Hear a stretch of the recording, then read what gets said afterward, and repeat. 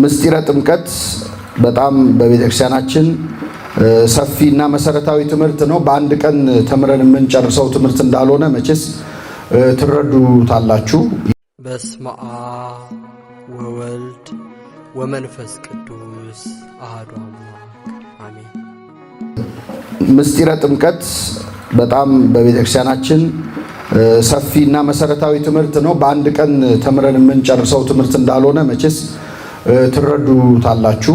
እግዚአብሔር አምላካችን ከሁላችን ጋር ይሁንልን። እንግዲህ ምስጢረ ጥምቀትን ቤተክርስቲያናችን በሁለት የትምህርት ዘርፍ ላይ ታስተምረዋለች። አንደኛው አምስቱ አዕማደ ምስጢር ተብለው በሚጠሩት የትምህርት አይነቶች ወይም የቤተክርስቲያናችን የሃይማኖት አዕማድ ወይም አምዶች። እንግዲህ አምድ ማለት እዚህ መሃል አዳራሹን የከፈለው ምሰሶ ማለት ነው እና አዕማደ ምስጢር የሚባሉት አንድን ሰው ወደ ግራ ወደ ቀኝ እንዳይል በሃይማኖት አጽንተው የሚይዙ ለመዳን እጅግ አስፈላጊ የሆኑ ዕውቀቶች ናቸው። ቅዱስ ጳውሎስ ለመዳን የሚገኝበትን ዕውቀት ብሎ የገለጸው ማለት ነው። ወይም ቅዱስ ነቢየ እግዚአብሔር ኢሳይያስ በ53ኛው መዝሙሩ ላይ ጻድቅ ባሪያዬ በዕውቀቱ ብዙዎችን ያጸድቃል ብሎ የተናገረበት የሚያጸድቁ ዕውቀቶች አሉ፣ የሚያስኮንኑ ዕውቀቶች አሉ እና ለመጽደቅ አስፈላጊ የሆነ ወይም ወደ እግዚአብሔር መንግስት ለመግባት የግድ የምንፈልገው ዕውቀት ተብለው የሚታሰቡት ውስጥ አምስቱ አዕማደ ምስጢር ናቸው። ምስጢረ ሥላሴ፣ ምስጢረ ሥጋዌ፣ ምስጢረ ጥምቀት፣ ምስጢረ ቁርባንና ምስጢረ ትንሣኤ ሙታን ተብለው የሚጠሩት እነዚህ ምስጢራት ናቸው። አከፋፈላቸው ላይ ሀብታተ ቤተክርስቲያን ተብለው ከሚጠሩት ውስጥ ምስጢረ ጥምቀትና ምስጢረ ቁርባን ይገኛሉ። ስለዚህ በአምስቱ አዕማደ ምስጢርም ውስጥ ምስጢረ ጥምቀትን እናገኘዋለን። እንደዚሁም በሰባቱ ምስጢራተ ቤተክርስቲያን ሰባቱ ምስጢራተ ቤተክርስቲያን ወይም ሳክራመንትስ የምንላቸው ውስጥ የመጀመሪያው ምስጢረ ጥምቀት ነው። ሌሎቹን ምስጢራት ለመፈጸም ራሱ እንደ ቅድመ ሁኔታ ምስጢረ ጥምቀት ያስፈልጋል። ያልተጠመቀ ሰው አይቆርብም። ያልተጠመቀ ሰው ተክሊል አይፈጸምለትም፣ ቀንዲል አይፈጸምለትም፣ ክህነት አይሰጠውም። ስለዚህ ለሌሎች ምስጢራት ሁሉ መነሻ በኩር የሆነው ምንድነው? ምስጢረ ጥምቀት ነው ማለት ነው እና ቀጥታ ቃሉ መነከርን መዘፈቅን ነው። እንግዲህ አጥመቀ መጠመቅ የሚለው ቃል የሚያሳየው መነከር መዘፈቅ ውሃ ውስጥ ጠልቆ መግባትን ነው የሚያሳየው። በመንፈሳዊ ግን ትርጉሙ ሌላ ነው። ለዚህ ነው ምስጢረ ጥምቀት ነው ብለን የምንማረው። ምስጢር ማለት ምን ማለት ነው? እንግዲህ በቤተክርስቲያን ምስጢር የሚለውን ቃል ስንጠቀምና በሌላ ቦታ ስንጠቀም የተለያየ ነው። በሌላ ቦታ ምስጢር የሚለው ቃል ምንድን ነው? በዕለት ዕለት ንግግራችን ምስጢር ማለት ምን ማለት ነው? ለሌላ ሰው የማይነገር ነገር ወይም ደግሞ ከነገርንም ለምን አይነት ሰው ነው የምንነግረው? በጣም ለምንቀርበው ሰው የምንናገረው ነገር ነው ምስጢር የሚባለው። በቤተክርስቲያናችን ግን ምስጢር የሚባሉት ለሌላ ሰው የማይነገሩ ነገሮች አይደሉም። አሁን ይሄ ምስጢረ ጥምቀት የሚለው ትምህርት ምስጢር ነው አይደለም? ስንት ሰው ነው እየሰማው ያለው? ይሄ ሞጁል ደግሞ ስንት ሰው እጅ ይገባል? በጣም ብዙ። ምናልባት በዩቲዩብ ትምህርቱ ሊለቀቅ ይችላል። ስለዚህ ዩቲዩብ ላይ ለቆ ምስጢር አለ ማለት በድሮ በአጼ ምኒልክ ጊዜ ላላ ጳውሎስ ኞኞ አንድ የጻፈው ጽሑፍ አለ። በአጼ ምኒልክ ጊዜ ምስጢር ፖሊስ የሚል እዚህ ላይ የተጻፈባቸው ሰዎች ነበሩ አሉ። በቃ ሐሳቡ እሱ ነው። የምን ፖሊስ ዝም በሉ እየተባለ ግን እዚህ ላይ ምን የሚላላችሁ እንደዛ አይነት ነገር ማለት ነው። የምስጢር ይሄ በአደባባይ የተነገረ ምስጢር ሊባል አይችልም። ምስጢር የሚባለው በመንፈሳዊ ትርጓሜው ወይም ሚስቲካል የሚባለው የሚታይ ግን በሰው አእምሮ ሊረዳ የማይችል እናየዋለን ግን ልንረዳው አንችልም፣ ልንገልጸው አንችልም። አንድን ሕፃን ውሃ ውስጥ ከተነው ሲወጣ ያው ሕፃን ነው፣ አይቀየርም። መልኩ አይቀየር፣ ኪሎ አይጨምር፣ አይቀንስ። ሲገባም ሲወጣም ሕፃን ነው። ግን በማናየው በአይን በማናየው ምስጢር ሕፃኑ ውሃ ውስጥ ከመግባቱ በፊትና በኋላ ያለው ይለያያል። ይለያያል። ሲገባ ተራ ከስጋ ከደም የተወለደ ልጅ ነው። ገብቶ ሲወጣ ግን ከመንፈስ ቅዱስ የተወለደ ልጅ ነው። የእግዚአብሔር ልጅ ይባል ዘንድ ስልጣን ያለው ነው። ዮሐንስ ወንጌል ምዕራፍ 1 ላይ የተጻፈው በስሙም ለሚያምኑት የእግዚአብሔር ልጆች ይባሉ ዘንድ ስልጣንን ሰጣቸው። ቅዱስ ዮሐንስ በወንጌሉ ነው የጻፈው። ዮሐንስ ወንጌል ምዕራፍ 1 ላይ ነው የምታገኙት። ዮሐንስ ወንጌል ምዕራፍ 1 ላይ ለተቀበሉት ግን በሉ እስኪ በስሙም ለሚያምኑት የእግዚአብሔር ልጆች ይባሉ ዘንድ ምን ሰጣቸው? ስልጣን የእግዚአብሔር ልጅ መባል ስልጣን ነው አይደለም? የእግዚአብሔር ልጅ የንጉሥ ልጅ የፈጣሪ ልጅ መባል ስልጣን ነው። እና ለተቀበሉት ግን በስሙም ለሚያምኑት የእግዚአብሔር ልጆች ይባሉ ዘንድ ስልጣንን ሰጣቸው። ከስጋና ከደም ፈቃድ አልተወለዱም ይላል። የተወለዱት ከወንድና ከሴት ፈቃድ አይደለም፣ ከመንፈስ ቅዱስ ነው። በኋላ ላይ ክርስቶስ አብራርቶታል፣ እንመለከተዋለን። በመንፈሳዊ ምስጢር ከውሃና ከመንፈስ በምንወለደው ሁለተኛው ልደት ወሀብከነ መንፈሰ ልደት ባረክናከ ምስለ መላእክቲከ የምንወለድበትን ረቂቅ ልደት ሰጠህን፣ ከመላእክት ጋር አመሰገንህ። ቅዱስ ኤፍሬም ሶርያዊ እንደተናገረው ውሃ ውስጥ ገብቶ ሲወጣ የእግዚአብሔር ልጅ ሆኖ ይወጣል። አባታችን ሆይ ብሎ የመጸለይ መብት ይዞ ይወጣል። አባታችን ሆይ ማለት አይችልም ሰው ካልተጠመቀ። ምክንያቱም የእግዚአብሔር ምን መሆን ስላለበት ልጅ መሆን ስላለ። ስለዚህ ይሄ ከሰው አይምሮ በላይ ነው። ውሃ ውስጥ ሲገባ ምንም የሚከሰት ነገር የለም። ውሃውም ውሃ ነው። ግን በማናየው ምስጢር በሚጸለየው ጸሎት እንግዲህ ቤተክርስቲያናችን ውሃው ላይ ትጸልያለች።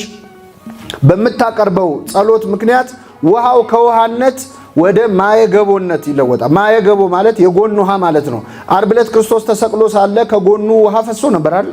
ደምና ውሃ በለ ምልክት ወጥቶ ነበር። ስለዚህ ካህኑ በሚያቀርቡት ጸሎት በሚጸልዩት ጸሎት ወንጌል ተነቦ አሃዱ አብ ቅዱስ ተብሎ ስርዓተ ጸሎቱ ሲከናወንበት መንፈስ ቅዱስ በውሃው ላይ ይወርድና ያንን ውሃ ከክርስቶስ ጎን ወደ ፈሰሰው ውሃ ይለወጣል። ስለዚህ ሕፃኑ ገብቶ የሚጠመቀው ከማን ጎን በፈሰሰው ውሃ ነው? ሁላችን ከጎኑ በፈሰሰው ውሃ ተጠምቀን ከጎኑ በፈሰሰው ደም ጠጥተን ነው የእግዚአብሔር ልጆች የተባለው። ስለዚህ ይሄ ከሰው አይምሮ በላይ ነው። ስታየው ግን ዝም ብሎ ስርዓት ነው። እንደውም አንድ ኮሜዲያን ነበር በቤተክርስቲያን ታሪክ ፕሮፎሪዮስ፣ ቅዱስ ፕሮፎሪዮስ ተብሎ የሚጠራ የኮሜዲ ቅዱስ አለ ወይ ብላችሁ እያሰባችሁ ነው? ኮሜዲያን ነው፣ ይቀልዳል። በክርስትና ይቀልድ ነበረ። በተለይ የጥምቀት ስርዓት ላይ ያሾፍ ነበር። በዘመነ ሰማዕታት ነገስታቱ ፊት እየቀረበ ክርስቲያኖች ውሃ ውስጥ ገብተው ሲጠመቁ እያለ የኛን ስርዓተ ጥምቀት ማለት ነው እንደ ኮሜዲ ሾው አድርጎ ያላግጥ ነበር። እና ገብቶ ተጠምቄ የወጣው ክርስቲያኑ እንኩ እያለ በቃ ያስቃቸው ነበረ ነገስታቱን ማለት ነው። አንድ ቀን ይገርማችኋል፣ ገብቶ ውሃ ውስጥ ሲወጣ መንፈስ ቅዱስ በርግብ አምሳል ሲወርድ ታየው። ብርሃን በርቶ ከሰማይ ታየው። ይህን ባየ ጊዜ ደነገጠ። ቀልዱን ተወውና እኔ ክርስቲያን ነኝ አለ። እነሱ የድራማው አካል ነው የመሰላቸው። እኔ ክርስቲያን ነኝ ሲል እየቀለደ ነው። በቃ ገብቶናል ይበቃል ሲሉት አይ እኔ ክርስቲያን ነኝ አለ። እዛ የሰውዬ ቀልዱን ትቶ አመረረ ብለው ነገስታቱ ግራ ገባቸው። በደንብ ሲጠይቁት ያየውን ነገር ተናገረ። ክርስቲያን ነኝ አለ። በዚህ ምክንያት ሰማዕት ሆኖ ሞተ። በረከቱ ይደርብን። ተቀበለለት ማለት ነው። የቀልድ የዘበት ብሎ የጀመረውን መንፈስ ቅዱስ ምን ላይ ያሾፈ እንዳለ አሳየው። አትሳቱ እግዚአብሔር አይዘበትበትም ይላል አይደል? ስለዚህ በማናውቀው መንፈሳዊ መንገድ የሚከናወን ስለሆነ ምስጢረ ጥምቀትን ምን ብለን እንጠራዋለን? ምስጢር ብለን። ውሃው ሚስቲካል ቼንጅ ነው የሚያደርገው ወይ ፊዚካል ቼንጅ። ውሃው ውሃ ነው። ስትገባም ስትወጣም ውሃ ነው።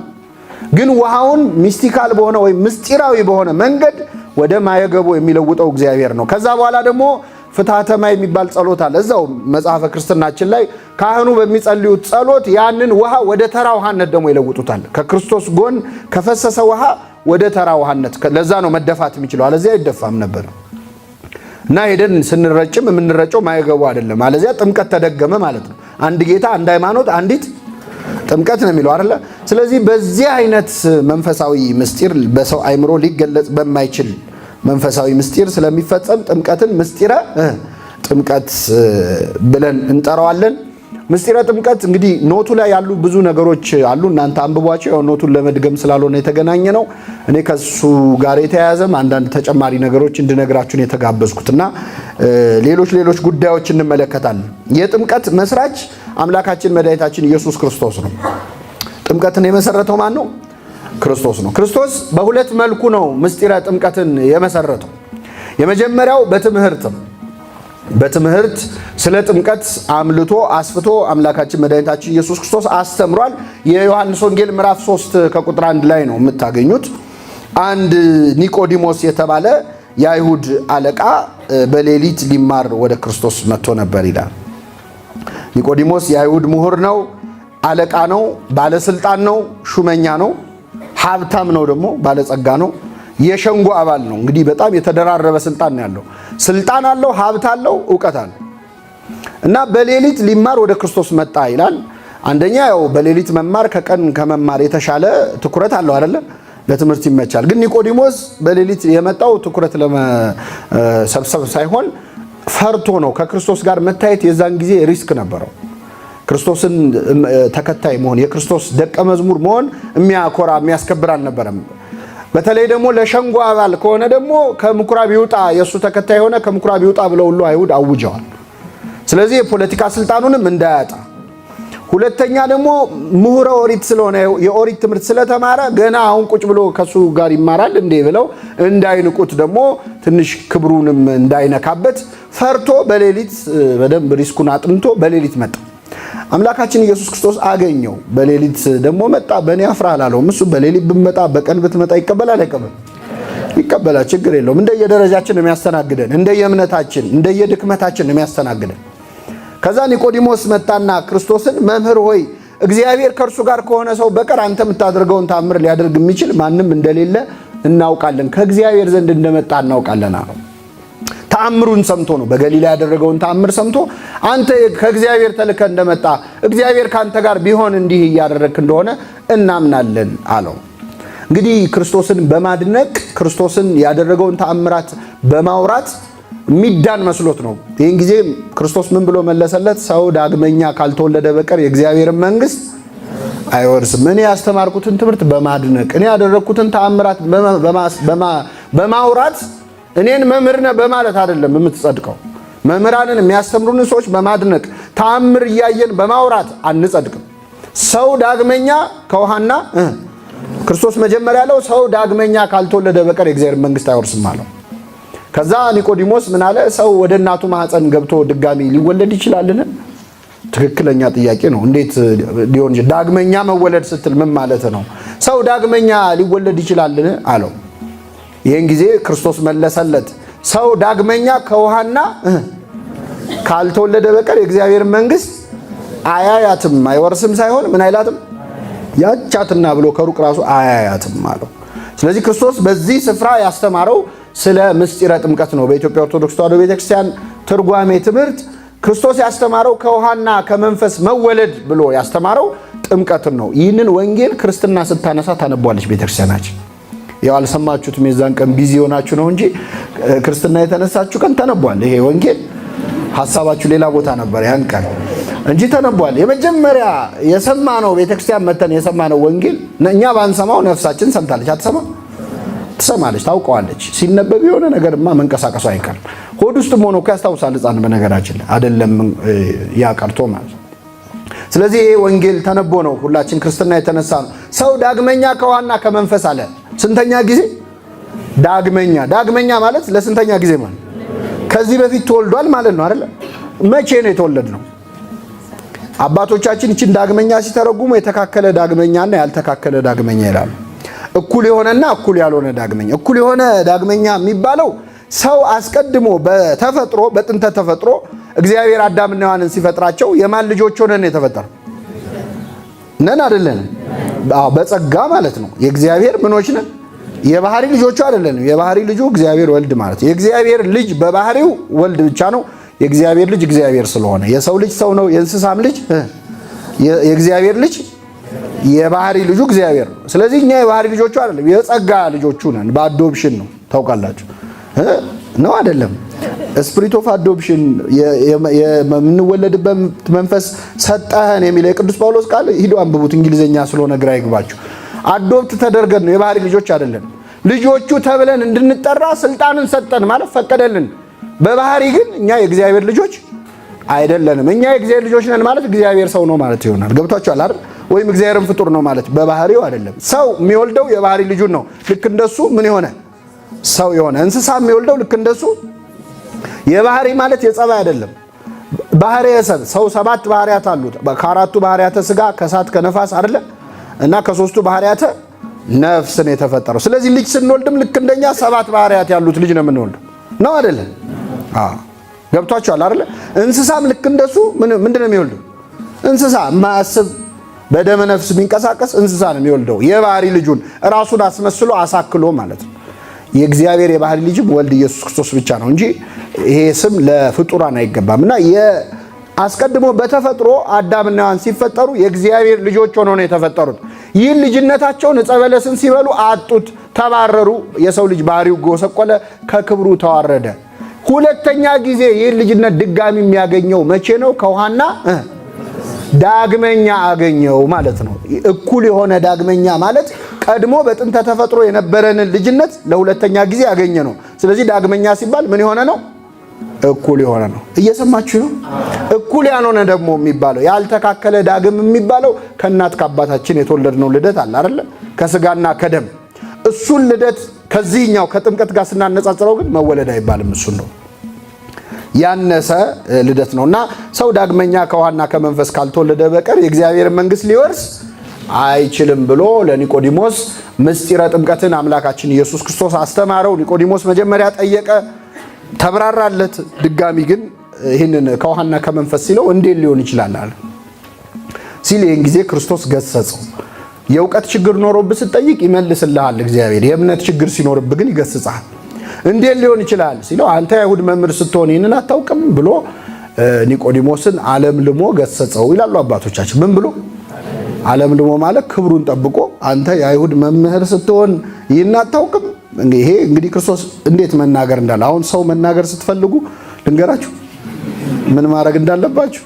አሁን አንተ ትልቅ ሰው አይደለህ ብለህ ብትጀምር ይሰማል አይሰማም?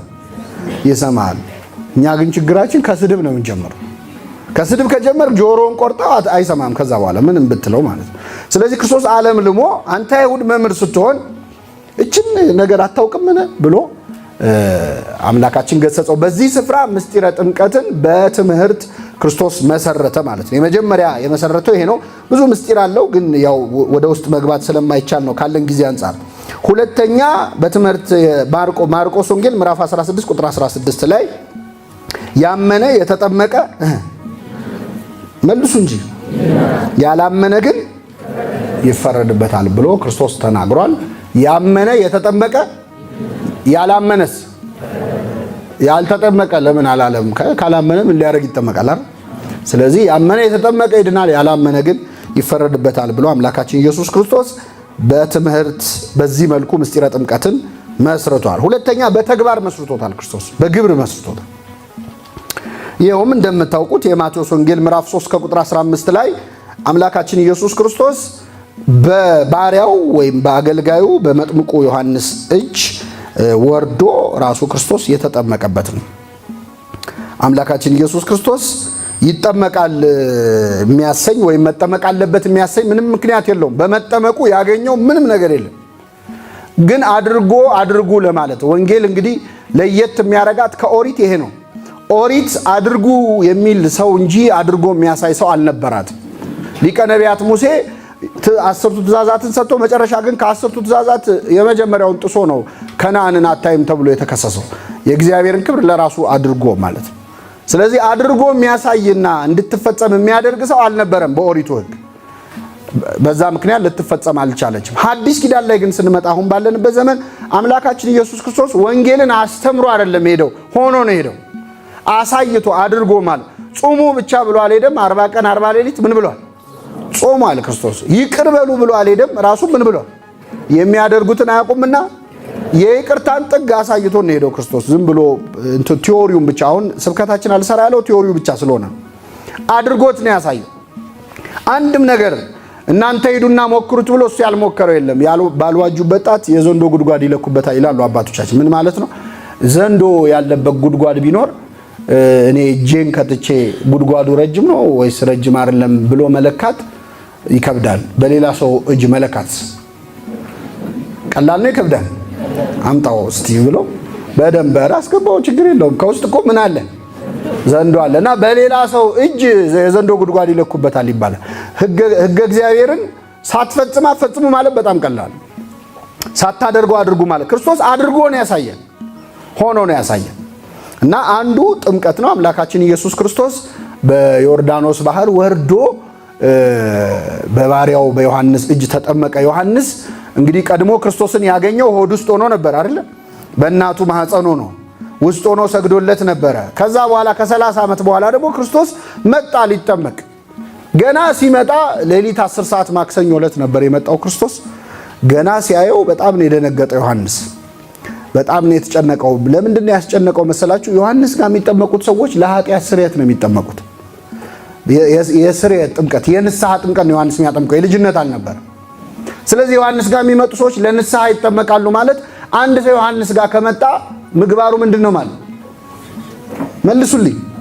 ኃጢአተኛ ነው ማለት። ዮሐንስ ጋር ሊጠመቅ የሚመጣ ሰው ኃጢአተኛ ነው። ስለዚህ ክርስቶስ ዮሐንስ ጋር ሊጠመቅ ሲመጣ የሚያይ ሰው ምንድን ነው የሚመስል? ብዙ ችግር አለ ማለት ነው ይላል። ኃጢአተኛ ነው ማለት ነው ይላል። ለዚህ ነው ገና ሲያየው ደነገጠና የዓለምን ኃጢአት የሚያስወግድ የማን በግ አለ? የምንን ኃጢአት? እዚህ ከእናንተ ጋር ተሰልፎ ስታዩት እንደናንተ ኃጢአተኛ እንዳይመስላችሁ፣ እሱ የዓለምን ኃጢአት የሚያስወግድ የእግዚአብሔር በግ ነው አለ። ከዛ መጣ ክርስቶስ ሊጠመቅ ወደ ዮሐንስ መጣ። ስርዓት ሲሰራ ነው። ዛሬ ወደ ቤተ ክርስቲያን መተን እንጠመቃለን እንጂ ካህናትን ኑና ቤታችን መታችሁ አጥምቁ አንልም። ክርስቶስ አድርጎ ነው። ሆረ ኢየሱስ እያልን እንዘምራለን አይደል? ኢየሱስ ሄደ እያለች ቤተ ክርስቲያን ለምን ትዘምራለች? እንዳንረሳው ነው። ወደ ቤተ ክርስቲያን እንሄዳለን እንጂ ቤተ ክርስቲያንን ነይና አጥምቂኝ አይባልም። ብዙ ገንዘብ፣ ሀብት፣ ስልጣን ያላቸው ሰዎች ክርስቶስ ሄዶ ባይጠመቅ ኖሮ ቤተ ክርስቲያን ባይመጡ ደስ የሚላቸው ሰዎች አሉ። መተው ካህናቱ አጥምቀዋቸው ገላግለዋቸው እኔ ይሄ ነገር ይቀረጻል ሰው እንዳይቀየመኝ እንጂ ወደ አውሮፓ ወደ አሜሪካ የምንሰማው አንዳንድ ሰዎች በፔርሙዝ ሁሉ ውሃ ይዘው የሚመጡ አሉ ልጆቻቸውን ለማስጠመቅ ለብ ያለ ማለት ነው። አዎ ልጄ ስለሚበርደው ብለው ይሄኛውን ብትጠመቁ የሚሉ ማለት ነው። በቃ ትንሽ ቦታ ከተሰጠ እንደዚህ ኮነ አንቻልም። ስለዚህ ካህኑን ማዘዝ ቤተክርስቲያን ማዘዝ የሚሞክር ሰው እንደዚህ ከውጭ የመጣ እንትን ነው ቀስ ብላችሁ ተጠቀሙ የሚሉ እኮ አሉ። አምጥተው ወጣን ምናምን እንደዚህ አይነት አለ። ስለዚህ ክርስቶስ ቤተክርስቲያን ክብሯ እንዲከበር ስለፈለገ ወደ ዮሐንስ ሄደ። ወደ ባሪያው ወደ ዮሐንስ። ዮሐንስ በጣም ደነገጠ። ቀድሞ እኮ ስለ ክርስቶስ ሲናገር ምን ብሎ ነበረ? እኔ በውሃ አጠምቃቸዋለሁ፣ ከኔ በኋላ የሚመጣው የጫማውን ጠፍር ምን ልልም አይገባኝ። ኧረ እኔ 3 ቦታ ልንገራችሁ። ወንጌሉ 3 ቦታ ላይ የተለያየ ነገር ነው የሚለው። አንደኛው ምን ይላል? የጫማውን ጠፍር ልሸከም የማይገባኝ በሉ እስኪ። ምን ልል የማይገባኝ? በጣም ጥሩ። ሌላኛው ወንጌል ደግሞ ምን ይላል? ተጎንብሼ የጫማውን ጠፍር እፈታ ዘንድ የማይገባኝ ነው። ምን ብዬ? የጫማውን ጠፍር ምን ልል ልፈታ። ሶስቱም ወንጌል የተለያየ አንዳንድ ጨምረዋል። የአንድን ሰው ጫማ ለመሸከም ብንፈልግ መጀመሪያ ምንድነው የምናደርገው? ቆሟል ሰውየው፣ እኛም ቆመናል። ምንድነው የምታደርጉት? ከነሰውየው አይደለም የምንሸከመው፣ ፈተን ነው አይደለ? ስለዚህ ምንድነው የምታደርጉት? እናጎነብሳለን። ከዛስ ምን እንለዋለን? ከፈታን በኋላስ እንሸከመው። ወንጌላውያኑ ይገርማቸዋል፣ የዮሐንስን ትሕትናውን ተከፋፍለው ነው የጻፉት። ዮሐንስ የክርስቶስን ጫማ ልሸከም አለና፣ ኧረ የምን መሸከም? ጫማው ምን ልል ልፈታ። ኧረ የምን ልፈታ? ለመፍታትም ማጎንበስ አይገባኝም ማለት እንኳን ጫማውን ልሸከም መፍታት እንኳን ልፈታ ማጎንበስ ራሱ አይገባኝም። ጫማውን መንካት አይገባኝም ያለውን ዮሐንስ ግን እጁን ከፍ አድርጎ እንዲያጠምቀው ፈቀደለት። ራሱን ዝቅ የሚያደርግ ምን ይላል? ከፍ ይላል። ለጫማው አይገባኝም ሲል ኧረ ከራሴ በላይ አልጫነበትም። ራሱን ከፍ አድርጎ ግን አርቦ እንዲህ አድርጎ ከክርስቶስ ራስ ላይ እጁን አድርጎ እንዲያጠምቅ ፈቀደለት። ዝቅ ያደረገውን ዮሐንስ እና እንዴት አንተ በእኔ ትጠመቃለህ? እኔ አንተ እንዴት ልትጠመቅ ወደ እኔ ትመጣለህ አለ። እናቱ እመቤታችን ወደ እሷ ስትመጣ አንቺ እንዴት ወደ እኔ ምን ትያለሽ ብላል። ያው ከቤተሰብ ነው ትትና ይወርዳል እኮ አይደለ? ትቢትም ትትናም ይወርዳል። ወላጆቻችን ትቢተኞች ሲሆኑ ከሰማን እኛም ትቢተኛ እኔ አላስነካም አባዬም እንደዚህ ነው ይላል። አንዳንድ ትቢት ሲወርድበት ማለት ትትና ሲወርድም እንደዚህ ነው። አንቺ እንዴት ወደ እኔ ትመጪ ዘንድ እኔ ማን ነኝ አለች እናቱ። እሱ ደግሞ ጌታ ሆይ አንተ ልትጠመቅ ወደ እኔ እንዴት ትመጣለህ? ጽድቅን እንፈጽም ዘንድ ይገባናል አለው። ክርስቶስ በዮርዳኖስ ወንዝ ገባ። ዮርዳኖስ ታሪከኛ ወንዝ ነች። በጣም የምትገርም ብዙ ታሪክ የተፈጸመባት ካልጠፋ ወንዝ ጌታ ዮርዳኖስን ዝም ብሎ አልመረጠም። በመሰረቱ እስራኤል ብዙ ወንዝ የለም፣ እንደው ለጨዋታው ድምቀት ነው እንጂ ሌላ አማራጭም የለም። ብዙ ወንዞች የለም። ግን እንደው ዮርዳኖስ ግን ብዙ ታሪክ አላት። በጣም ብዙ የተፈጸመባት ነገር አለ። አባታችን ጻድቁ ኢዮብ በደዌ ተመቶ ተሰቃይቶ ከዚያች ወንዝ ተጠምቆ ድኗል። ንዕማን የተባለ የሶሪያ ባለስልጣን ደግሞ በሚያስደንቅ ሁኔታ በዚህ ባህር ተፈውሷል። ከኔ ጋር ናችሁ? ሶሪያ ውስጥ ሆኖ ይገርማችኋል ለምጽ መጥቶት ነበር። ከራስ ፀጉር እስከ እግር ጥፍሩ ኖራ መስሎ ነጭ ሆኖ ነበር። እና አንዲት ቤቱ ተቀጥራ የምትሰራ የቤት አገልጋዩ ከእስራኤል ተማርካ የመጣች ማለት ነው በባርነት ሶሪያ ውስጥ ታገለግላለች። እና ሀገሬ ቢሄድ እኮ ንዕማን ይድን ነበረ፣ ሀገሬ ሄዶ ቢጠመቅ ይፈወሳል፣ የሀገሬ ነቢያት ቢያገኙት ብላ ለሚስቱ ትነግራታለች። እንግዲህ ንዕማን የሶሪያ ንጉሥ የመጨረሻ ቀራቢ የጦር ጀነራል ነው። በጣም ተወዳጅ ሰው፣ ያልተፈለገ መድኃኒት ያልተቀባው መድኃኒት ያልሞከረ ባለ መድኃኒት የለም፣ ግን ሊፈወስ አልቻለም። ከዛ ይህንን ወሬ የእቺ እስራኤላዊት ሴት ስትናገር ለአሰሪዎቿ ሚስትየው ለንዕማን ነገረችው። ንዕማን ሄዶ ለንጉሱ ነገረው።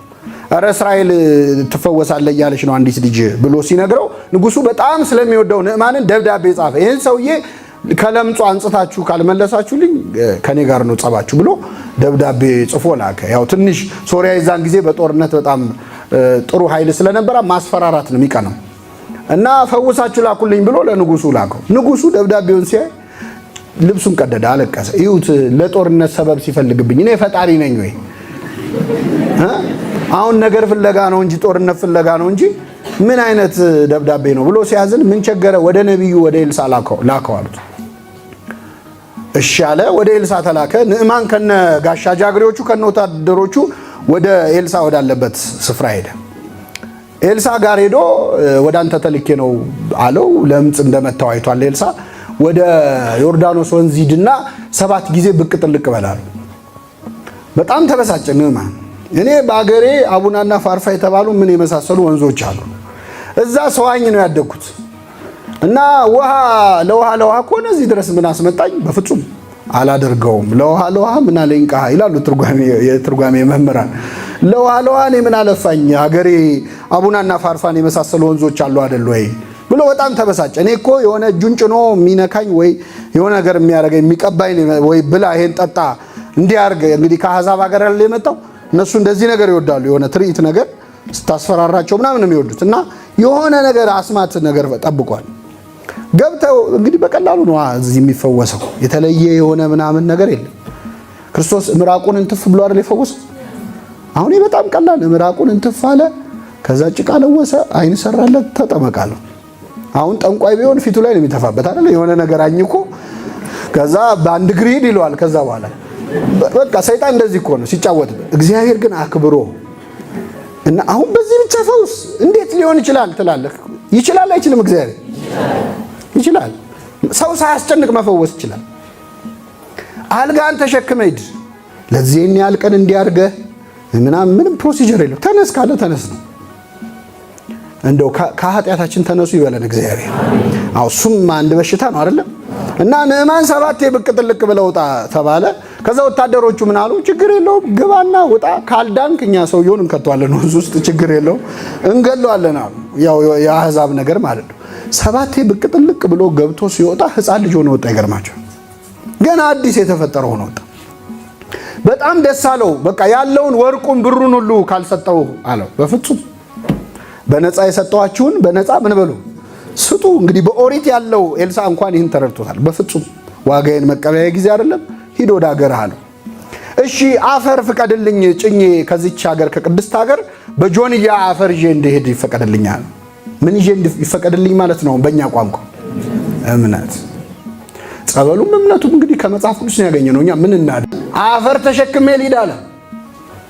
አፈር ነው፣ ውሃ ነው። ግን ወደ እግዚአብሔር ቤት ሲገባ ይቀየራል አይቀየርም? ውጭ ያለው ውሃ ቤተክርስቲያን ሲገባ ምን ይሆናል? ውጭ ያለው አፈር ቤተክርስቲያን ሲገባ ምን ይሆናል? እምነት። ውጭ ያለው ስንዴና ወይን ቤተክርስቲያን ሲገባ ስጋው ደግሞ ይሆናል። ስንገባም ስንወጣም መቀየር ያቃተን እኛ ነን አይደል? ውጭም ስንገባም ስንወጣም ያው ቅዱስ ዮሐንስ አፈወርቅ ቤተክርስቲያንን በኖህ መርከብ ይመስላታል። ወደ ኖህ መርከብ እንስሳት ሲገቡ ጅብ ናቸው። ጅብ አሁን ገብቶ ሲወጣም ጅብ ነው አይደል? ቤተክርስቲያን ግን ትለያለች ይላል። ጅብ ሆኖ ገብቶ በጎ ነው የሚወጣባት። ሆዳም ሆኖ ገብቶ ጾመኛ ሆኖ የሚወጣባት። ተኩላ ሆኖ ገብቶ የዋህ ሆኖ የሚወጣባት። ስገባም ጅብ ስትወጣም ጅብ ከሆነ ግን ችግር አለ ማለት ነው አይደል? አዎ ንስሐ መግባት መቀየር ያስፈልጋል። ስለዚህ ንዕማን ተፈወሰባት። ንዕማን ፈውስ ያገኘባት ወንዝ ምንድነች? የምን ወንዝ ነች? የዮርዳኖስ ወንዝ የኃጢአት ስርየት የምናገኝበትን ጥምቀት እዚህ ዮርዳኖስ ውስጥ አደረገው። ዮርዳኖስ ውስጥ ያልተፈጸመ ታሪክ የለም። በጣም ብዙ ኤልያስ እና ኤልሳ የተሻገሩትም ለመጨረሻ ጊዜ እሱን ልንገራችሁና ወደ ሌላው እመጣለሁ። ከኔ ጋር ናችሁ? ኤልያስ በጣም የምታውቁት ባለብዙ ተአምራት ባለብዙ ድንቅ ነገር የሆነ ነቢይ ነው። ተማሪው ደግሞ አሁን ንዕማንን ፈወሰ ያልኳችሁ ማን ነበረ? አቤት ኤልሳ። እና ኤልያስ እና ኤልሳ አብረው ከኖሩ በኋላ ኤልያስ ሊያርግ ወደ ሰማይ ሊወሰድ እግዚአብሔር ጊዜው ደረሰ። ከኔ ጋር ናችሁ አይደል? እና ወደ እግዚአብሔር ሊወሰድ ነው ብሎ ግን ለተማሪው መናገር አልፈለገም። ተውት። ለተማሪው ለኤልሳ መናገር አልፈለገም እና ምን አለው? በል ወደ ለእግዚአብሔር መስዋዕት ላቀርብ ወደ ቤተልሔም ነውና አንተ እዚህ ጠብቀኝ አለ። ከኔ ጋር ናችሁ? እኔ ምን አይነት ጸባይ እንዳላቸው ነቢያቱ ይገርማል። ማለት ሊያርግ ሲፈልግ ተማሪው እንዲያየው አልፈለግም። አሁን በዚህ ዘመን ቢሆን አንድ ሰው ወደ ሰማይ ሊያርግ ብሎ እኔ ሰዓቱና ቦታው በደንብ ነው የምነግራችሁ። በደንብ ተዘጋጅታችሁ ብትችሉ ካሜራችሁን አይደለም ቻርጅ አድርጋችሁ አቤት የታይታ ዘመን ላይ እኮ ነው ያለን ነው አይደለም? ሰው ንግስ እንኳን እኮ ታቦት ሲወጣ አይሰግድም እኮ ካሜራውን ነው የሚያወጣው። ታቦት የሚወጣው ፎቶ ለመነሳት ነው። እኛማ መላእክት ቢወርዱ ሁሉ እኮ ነው የምናነሳው። እንደው በእውነት ምጽአት ቢሆን አሁን ሰው ሁሉም ሰው ስልኩን ለማንሳት ነው። እሱ ግን እንዳያየው የቅርቡ ሰው እንኳን ማለት ነው። ቅዱሳን እንደዚህ ናቸው። ብቃታቸውን ሌላው ቀርቶ አርድእቶቻቸው እንዲያየው አይፈልጉም። እና መስዋዕት ልሰዋ ልሄድ ነው ብሎ ከመንገድ ላይ ያስቀረው ሞከረ። አባቴ ሆይ በሕያው ነፍስ እምላለሁ አልለይህም አለው። ምን አልልህም? አልለይህም አለው። ከዛ የሆነ መንገድ ሄዱና አሁንም በቃ አሁን እዚህ ድረስ ነው የምሄደው፣ በል ተመለስ። በሕያው ነፍስ እምላለሁ አልለይህም። በጣም ሲያስጨንቀው እሺ ካንተ የምለይበት ሰዓት ደርሷልና ከመሄዴ በፊት እንዲደረግልህ የምትፈልገው ነገር ካለ ጠይቀኛ ሲለው በአንተ ላይ ያደረ የእግዚአብሔር መንፈስ በእኔ ላይ ምን ይሁን? እጥፍ ድርብ ይሆናል። በጣም አስቸጋሪ ነገር ነው የለመንከው። እንግዲህ ስለይ ካንተ በዛ ከተገኘ ይሆንልሃል አለው። የዮርዳኖስ ወንዝ ጋር ደረሱ ይላል።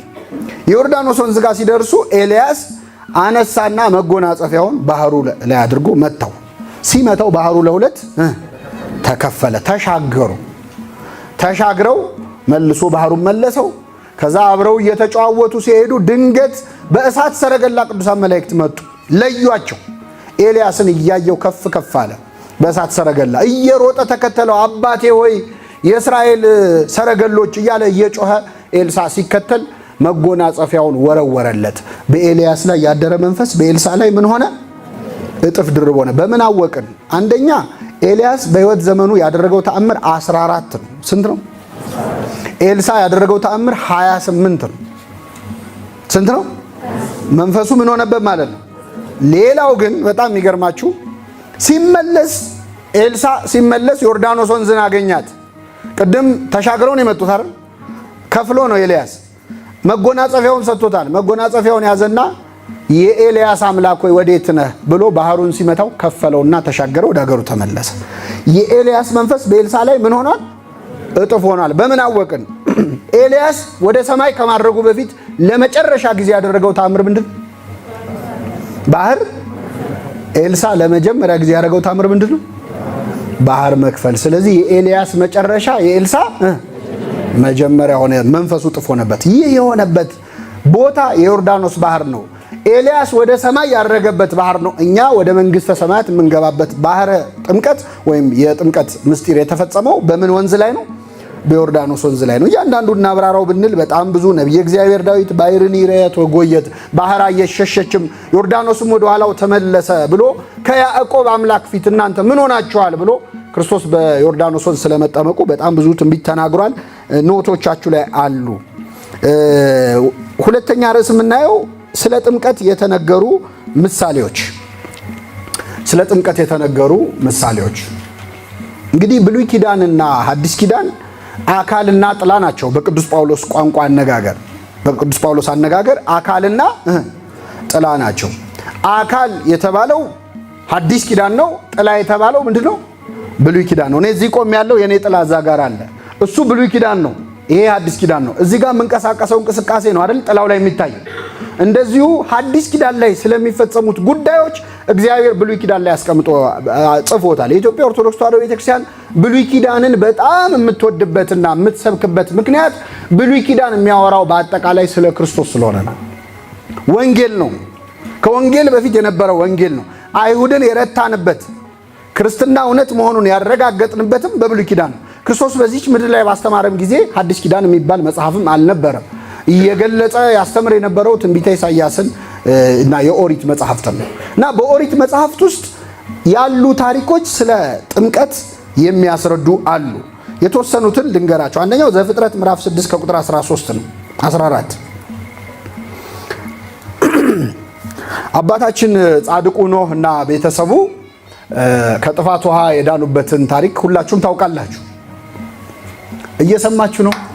ኖህና ቤተሰቡ አጠቃላይ 8 ሆነው ከጥፋት ውሃ ድነዋል። እግዚአብሔር በምድር ላይ ያሉ ሰዎች ኃጢአታቸው እጅግ በዝቶ ተቸገረ። በመጠጥ በስካር በዘፈን በተለይ ዘፈን በጣም ዋነኛው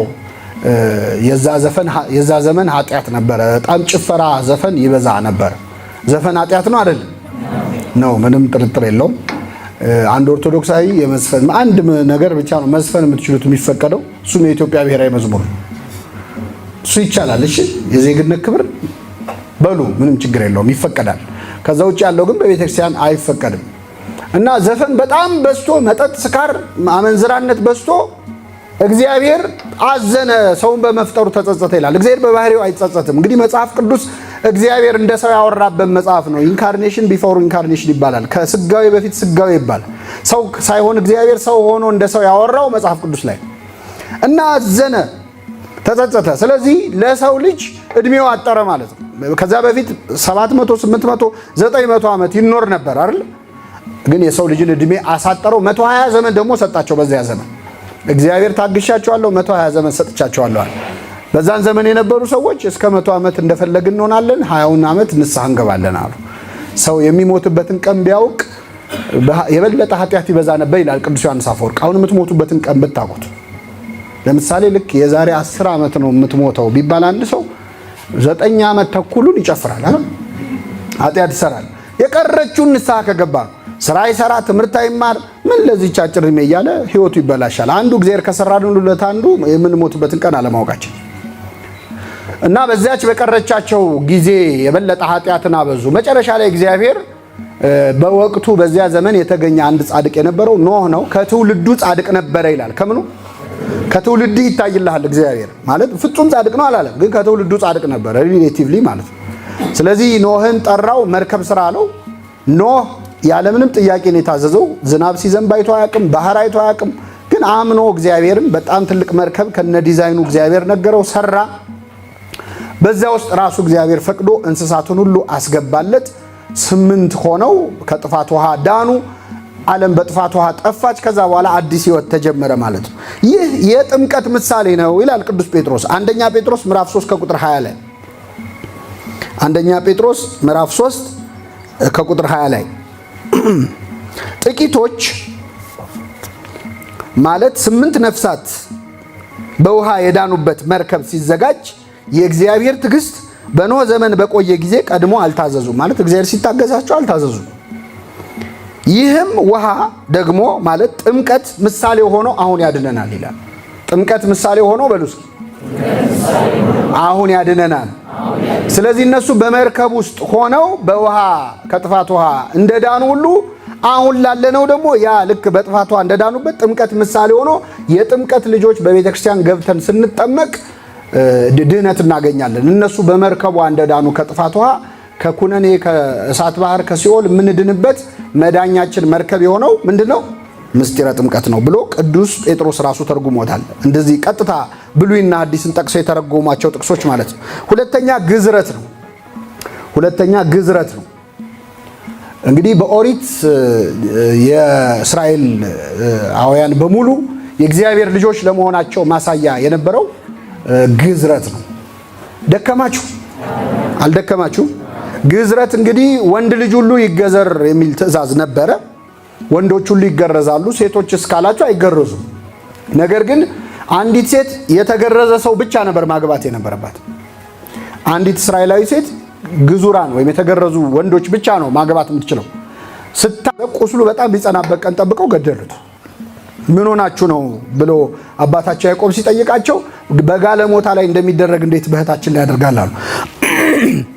ግን ሐሳቡ እህታችን ተደፈረች ብቻ ሳይሆን ከግዝረት ቃል ኪዳን ወጥታለች። ምክንያቱም ሳይገረዝ ነው ከሷ ጋር የተኛው አይደለም። በኋላ ቢገረዝ እሱ የሷን ቃል ኪዳን ግን አፍርሶባታል ማለት ነው። ስለዚህ በኦሪቱ ይህ ነበረ። ግዝረት ይፈጸማል። ልጅ በተወለደ በስንተኛው ቀን? በስምንተኛው ቀን። አሁንም ድረስ ግዝረት የሚፈጸመው በስንተኛ ቀን? በስምንተኛው። በጣም እዚህ ላይ እንደው አንድ የሚገርም ነገር ልንገራችሁ። ሲስተር ህይወትም ልታግዘኝ ትችላለች፣ ሐኪም ስለሆነች።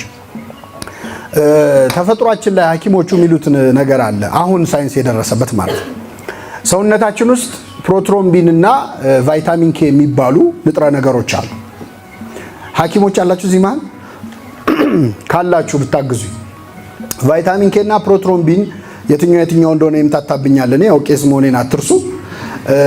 አንደኛው ክሎቲንግ ፋክተር ነው ወይም ደም እንዲረጋ የሚያደርግ ነው። በሰውነታችን ያለ ንጥረ ነገር ነው፣ ደም እንዲረጋ የሚያደርግ ነው።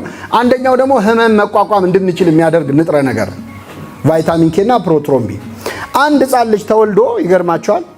አንድ ሕፃን ልጅ ተወልዶ 8 ቀን እስኪሞላው ድረስ እነዚህ ንጥረ ነገሮች ሰውነቱ ውስጥ በበቂ ሁኔታ አይገኙም። ስንት ቀን እስኪሞላው? ልክ 8 ቀን ሲሞላው ግን ቫይታሚን ኬ ይመስለኛል 100% በሰውነቱ ውስጥ ይኖራል። ደም መርጋት ይችላል ማለት ነው። ደም እንዲረጋ ማድረግ ይችላል። ከ8 ቀን በታች ደም ቢፈሰው ልጁ ደሙ ፈሶ ያልቃል እንጂ ደሙ ሊረጋ አይችልም። 8 ቀን ሲሞላው ግን ይሄ ክሎቲንግ ፋክተር ያልኳችሁ ንጥረ ነገር ሰውነታችን ውስጥ ይኖራል። ሌላው ፕሮትሮምቢን ደግሞ ከተለመደው በላይ እስከ 120 እስከ 130 ከ100% አልፎ ማለት ነው በከፍተኛ ደረጃ በልጁ ሰውነት ውስጥ ይኖራል። ስለዚህ ልጁ ሳያመው ፔን ሳይሰማው ማደንዘዣ ኖሮት በተፈጥሮ ማለት ነው ሳያመው ሊገረዝ የሚችለው በስንተኛው ቀን አለ ሳይንስ ከ2000 ዓመት በኋላ። ይህንን ህግ ግን መጽሐፍ ቅዱስ ላይ የተጻፈው ገና አይገርማችሁም? ምክንያቱም እንዴት እንደፈጠረን ማን ያውቃል? እግዚአብሔር ያውቃል። ማንዋሉን ማንበብ ነው። እኛ የተፈጠርንበት ማንዋል ምንድን ነው? እቃ ሲበላሽ ምኑ ነው የሚታየው? አሁን ዓለም ሲበላሽ ሄዳችሁ ማንበብ ያለባችሁ መጽሐፍ ቅዱስ ላይ ያለ እዚህ ላይ የተሰራ ነው። ትዳር ሲበላሽ እስቲ እዚህ ላይ ነው እንዴት ነው ብሎ አዳምና እንዴት ነበሩ አብርሃምና ሳራ ብለ ሄደ ማየት እና እግዚአብሔር ስለሚያውቀን እንግዲህ ሳይንስ ማለት ቀስ እያለ ነው የእግዚአብሔር ነገር የሚገባው። ቀስ እያለ በጣም ሳይንስ የመጨረሻው ቀን ላይ ሲደርስ መጥቶ ይሰግዳል። እዚህ በእርግጠኝነት ነው ሳይንስ በቃ ገባው ሲባል እዚህ መጥቶ ይሰግዳል። አንድ ሊቅ እንደው ምን ብሎ አልመሰላችሁ? ሳይንቲስቶች ማለት እንግዲህ ሃይማኖት ሳይንስን አይጠላም። እንደነገርኳችሁ ሃይማኖት ሳይንስን አይጠላም። እግዚአብሔር ማሰቢያ ጭንቅላት ሰጥቶ ለምን አሰብክ የሚል አምላክ አይደለም። እንድትመራመር ደስ ይለዋል። አዳም ስም ሲያወጣ ደስ ይለው ነበር አይደል? ጭንቅላት ሲሰራ ደስ ይለዋል። የሰው መራቀቅ ደስ ይለዋል። ግን አንዳንድ ጉዳዮቻችን እግዚአብሔር የሚያስቀው እግዚአብሔር ይስቅባቸው ይላል አይደል ነብይ እግዚአብሔር ዳዊት። የህፃን ሐሳቦች ናቸው። እና አንዱ ሊቅ ምን አለ መሰላችሁ? ሳይንቲስቶች ማለት በእግዚአብሔር አይን ሐይቅ ዳር የሚንቦጫረቁ ህፃናት ማለት ናቸው። የሚጫወቱ ማለት ነው። የዛሬ ስንት ዓመት ይባል ነበረ ምድር ጠፍጣፋ ነበረች ተብሎ እኮ ይታመን ነበር አይደል? አሁን ሳይንስ ክብ ነው አለ። እግዚአብሔር ግን ቀድሞ በምድር ክበብ የሚቀመጥ ተብሎ ተጽፏል። ስለ ዓለም ክብነት መጽሐፍ ቅዱስ ቀድሞታል። ብዙ መጥቀስ እንችላለን። ስለ ግራቪቲ መጽሐፈ ኢዮብ ብትሄዱ ስለ ግራቪቲ ተጽፏል። አሁን የምናውቃቸው የሳይንስ ጉዳዮች እና ግዝረትም 8ኛ ቀን እንዲሆን እግዚአብሔር ለምን 8 ቀን መረጠ? ህፃኑ ሳያመው። ትርጓሜያችን ምን ይላል መሰላችሁ? እኔ እንደው ከእግዚአብሔርስ እግዚአብሔር ነው ፈጣሪ። የኛ ሊቃውንት ይገርሙኛል። ትርጓሜው ምን ይላል? ለምን 8 ቀን አረገው 7 ወይ 9 ለምን አላረገውም ቢሉ ይላል ትርጓሜያችን። ዝቅ ቢል ልህሉ ሆኖ ስጋው እንዳይጎዳ ይላል። ልህሉ ማለት በጣም እንትን ያላላ ማለት ነው አይደል? ከዛ ከፍ ያለ ቢሆን ደግሞ እንዳይጠነክርበት ነው ቁስሉ ይላል። አስቀምጠውታል። የግድ ቫይታሚን ኬ ፕሮትሮምቢን ማለት አለባቸው የለባቸው? በራስ ቋንቋ ተገልጿል። እና በ8ኛው ቀን ግዝረት ይፈጸማል። ግዝረት ሲፈጸም ለልጁ ስም ይወጣለታል። ምን ይወጣለታል? ታስታውሳላችሁ? መጥምቅ ዮሐንስ ተገዘረ አይደል? ግዝረት ሲፈጽም ስም ይወጣለት ተባለ። ትዛላችሁ? ከዛ ይጠየቅ ተባለ። ጎረቤቶች ነበሩ። እናትየው ስትጠየቅ ስሙ ማን ይባላል? ዮሐንስ ይባል ስትል አይሆንም፣ ቆይ አባቱ ይጠየቅ። አባቱ ዲዳ ነው የዛን ጊዜ። እኔ ጎረቤቶቹ አይገርማችሁ? ምን አገባቸው እስቲ? እንደ አንዳንድ ጎረቤት አለ ሰው ቤት ገብቶ የሚያዝ እሷ ዮሐንስ ይሁን ሲባል አይሆንም ባሏ ይጠየቅ ተባለ። ባሏ መጻፊያ ብራና መጣለት ዮሐንስ ነው ብሎ ጻፈ። ሄደ ማን ነው ይሁን አይደለም ያለው ዮሐንስ። እንደዚህ አይነት ባል ያስፈልጋል ደግሞ ጎረቤት መሀል ሲገባ አይ ነው የሚል ማለት ነው አይደል? ገብታችኋል? ዮሐንስ ነው አለ። ዮሐንስ ነው ልክ ዮሐንስ ብሎ ሲጽፍ አንደበቱ ተከፈተ። ምን ብሎ ሲጽፍ? አቤት ዮሐንስ ስሙን ስትጽፈው ይከፈታል የሆነ ነገር ማለት ነው። እንደው ጻፉ እሺ፣ የሆነ ነገር ሲዘጋባችሁ ዮሐንስ ብላችሁ ጻፉ። መጥምቁ ዮሐንስ የሁላችን የተዘጋ ነገር ይክፈትልን። ስሙ ተጽፎ ከከፈተል አንደበት ገድሉን የጻፈ ሰው ምኑ ሊከፈል? በጣም እኮ የሚገርም ስሙ ብቻ። እንደው ምን አይነት ከሴት ከተወለዱት ዮሐንስን የመሰለ የለም አለ ጌታ። እውነቱ ስሙ ብቻ ሰራ። ስለዚህ የግዝረት ቀን ምንም የሚወጣበት ነው። በጣም ጥሩ። አሁን ግዝረት ምንድነው እያልን ያለ ነው? ምሳሌነቱ ለምንድን ነው? ለጥምቀት ነው። ቅዱስ ጳውሎስ ቆላሲስ ምዕራፍ 2 ከቁጥር 10 ላይ የሥጋን ሰውነት በመገፈፍ በክርስቶስ መገረዝ በእጅ ባልተደረገ መገረዝ በእርሱ ሆናችሁ ተገረዛችሁ አለ። በእጅ ባልተደረገ መገረዝ በጥምቀትም ከእርሱ ጋር ተቀበራችሁ፣ በጥምቀት ደግሞ ከሙታን ባስነሳው በእግዚአብሔር አሰራር በማመናችሁ ከእርሱ ጋር ተነሳችሁ ይላል። ስለዚህ ግዝረት በምን ተተክቷል ማለት ነው? በጥምቀት ተተክቷል። ስም የሚወጣው በምን ቀን ነበር ድሮ? አቤት አሁን የክርስትና ስም የሚወጣው መቼም በጥምቀት ቀን ነው። ከመጽሐፍ ቅዱስ ስላገኘ ነው። አስቀድሞ በግዝረት ነበር ስም የሚወጣው፣ አሁን በጥምቀት ይወጣል። በክርስትና ስም እንጠራለን። ክርስትና ስም በነገራችን ላይ ለመጠሪያ የሚወጣ ስም ነበረ።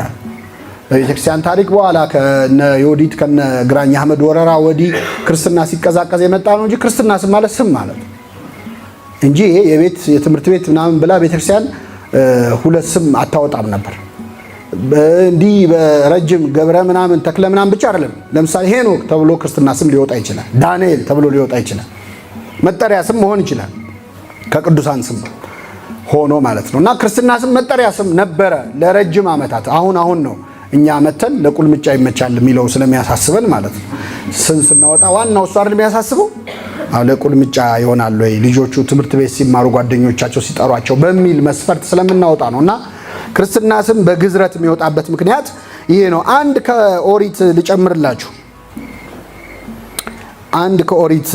ልጨምርላችሁና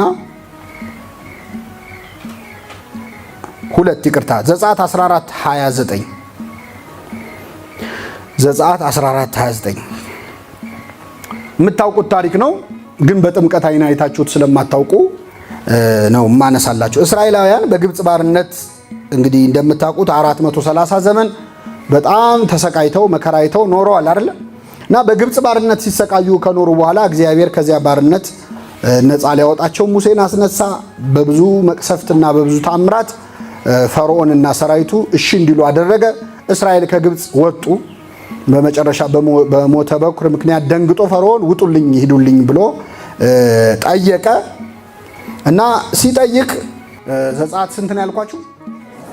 14 እና እግዚአብሔር በመጨረሻው መቅሰፍት ህዝቡን ነፃ ሊያወጣ ወደደ። ከግብጽ ባርነት ነፃ ወጡ። የሚገርማችሁ ያንን ሁሉ ዘመን ሲሰሩ ደሞዝ ተከፍሏቸው ያውቁም እስራኤላውያን። ያንን ሁሉ ፒራሚድ ሲሰሩ ደሞዝ አይከፈላቸው። ትንሽ ደግሞ ነፃነት ይሰጠን ምናምን ካሉ ጠግበው ነው ምግባቸው ይቀነስ ይባል ራሱ። እና አስጨንቀዋቸው ነበር። ባስጨነቋቸው መጠን በዙ ይላል። ምን ባሏቸው? አዎ ክርስትና ሃይማኖት ባስጨነቁን መጠን እንበዛለን። ይሄ በነገራችን ላይ ሲያስጨንቁን ሲገሉን እንበዛለን የሚለውን ቃል ይሄ እውነት እየሰማችሁ፣ ይሄ እውነት ነው። እኔ የመሞት ሰማዕት የመሆን ጸጋው ላይኖረኝ ይችላል፣ ልሸሽ እችላለሁ ወይ ልፈራ እችላለሁ። ግን ይሄ መጽሐፍ ቅዱሳዊ ቃል ነው። ባስጨነቋቸው ጊዜ በሉ በዙ። አዎ ጠርጠሉስ ደግሞ የክርስቲያኖች ደም ክርስቲያን እንደ መዝራት ነው ብሏል። ወይም ደማቸው ሲፈስ ብዙ ክርስቲያን፣ ይሄ እውነታ ነው፣ ምንም ጥርጥር የለውም። ይሄ ማለት ግን ሌላ ስራ መስራት የለብንም።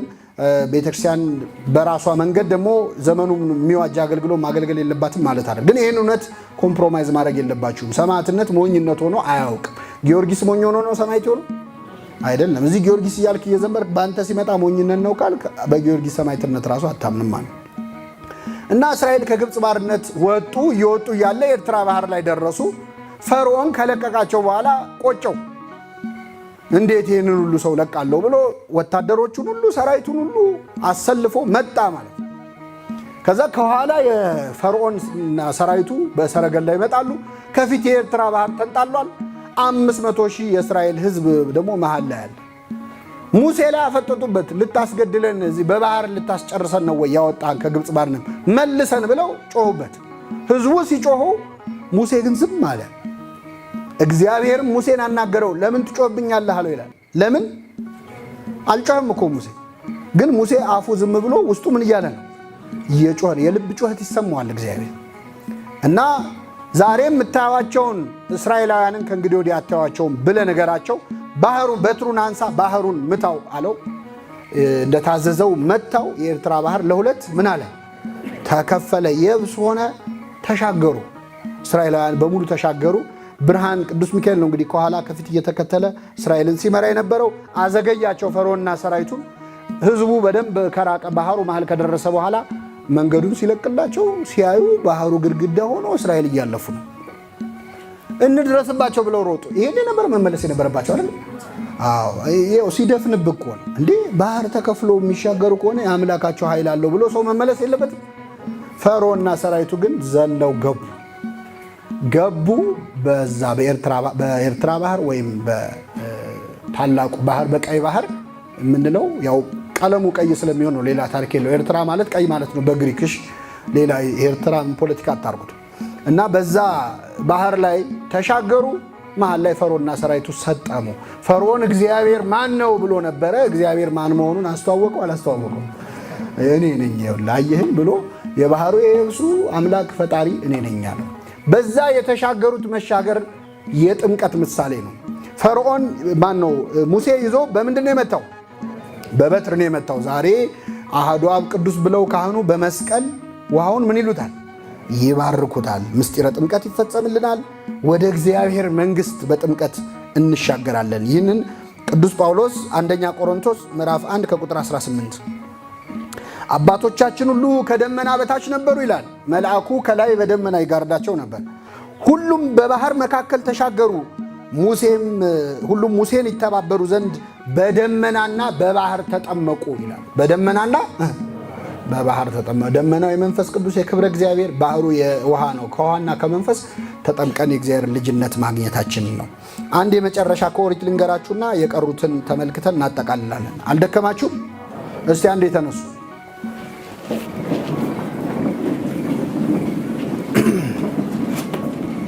ሌላውን ሰው ሳትነኩ መንቀሳቀስ ይቻላል።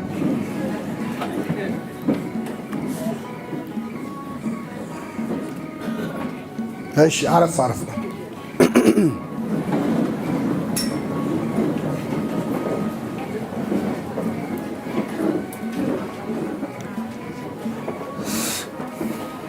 እሺ፣ እንቀጥል። እስቲ አንድ ጥያቄ ልጠይቃችሁ ነው። ሀገራችን ውስጥ የቤተክርስቲያን በዓል ሲከበር በተለይ በኦሮሚያ አካባቢ እና እዚህ ሸዋ አካባቢ ሰዎች የዥጉርጉር ዱላ ይዘው የሚወጡበት በዓል መቼ ነው? አይታችሁ አታውቁ? እናንተ መፋቂያ ብቻ ነው የምታውቁት።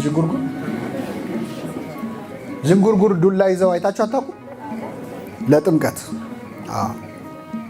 ለምን እንደሆነ ልነግራችሁ ነው።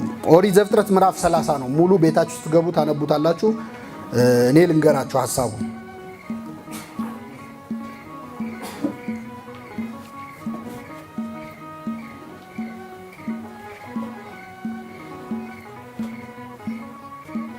መጽሐፍ ቅዱስ ላይ ላባ የሚባል በጣም የቢዝነስ ሰው አለ። የቢዝነስ ሰው ብዬ ነው የምገልጸው። የያዕቆብ አማች ነው። በጣም የገንዘብ ነገር በጣም የገባው እና ኢንቨስትመንት የሚያውቅ ነው። አሁን የምንማረው ስለ ቢዝነስ ስላልሆነ አላነሳውም እንጂ አንደኛ ያዕቆብ ራሔልን አፈቀረ፣ ሊያገባት ፈለገ። ችግር የለውም ታገባታለህ፣ ግን ስንት ዓመት አገልግለኛል? ይሄ ቢዝነስ ነው አይደለም? 7 ዓመት አገልግለኝ እሰጥሃለሁ አለው። 7 ዓመት ያዕቆብ ደስ ብሎት ማለት ነው፣ ስለወደዳት። ራሔልን በጣም ነው የሚወዳት እና እንደውም ራሔልን ምን ያህል እንደሚያፈቅራት እንደሚወዳት የምታዩት ደግሞ እንዲህ አስቦ ምናምን አይደለም። ይሄ የአይን ፍቅር ምናምን የምትሉት ነገር አለ አይደል? እሱ ነው ያዘው። በምን አወቅን? መጀመሪያ ሲመጣ ያገኛት ባህር ማን ነው? ውሃ ሊቀዱ ተሰብስበው ነው። ውሃ የሚቀዱበት ቦታ ላይ ሄደ። እረኞች በዚህ ጋር አሉ። መጣ። ለምንድነው ውሃ ማትቀዱት አላቸው። ጉድጓዱ በድንጋይ ተዘግቷልና አሕዛብ መርዝ እንዳይጨምሩባቸው ብለው ድንጋዩን በጉድጓድ ይዘጋሉ እስራኤላውያን። ከኔ ጋር ናቸው። እና ይህንን 20-30 ሰው ካልተሰበሰበ ድንጋዩን ማንሳት ስለማይቻል ለዛ ነው ብለው 1-4-3 እረኞች አሉ እየጠበቁ ነው። አብሮ ቁጭ አለ። ውሃ የሚቀዱ ማን ሰው እስኪሰበሰብ ማለት። ከዛ ራሔል መጣች እና ራሔል ስትመጣ በጣም መልካም ነች። ሲያያት በጣም ወደዳትና ድንጋዩን ብቻውን አነሳው።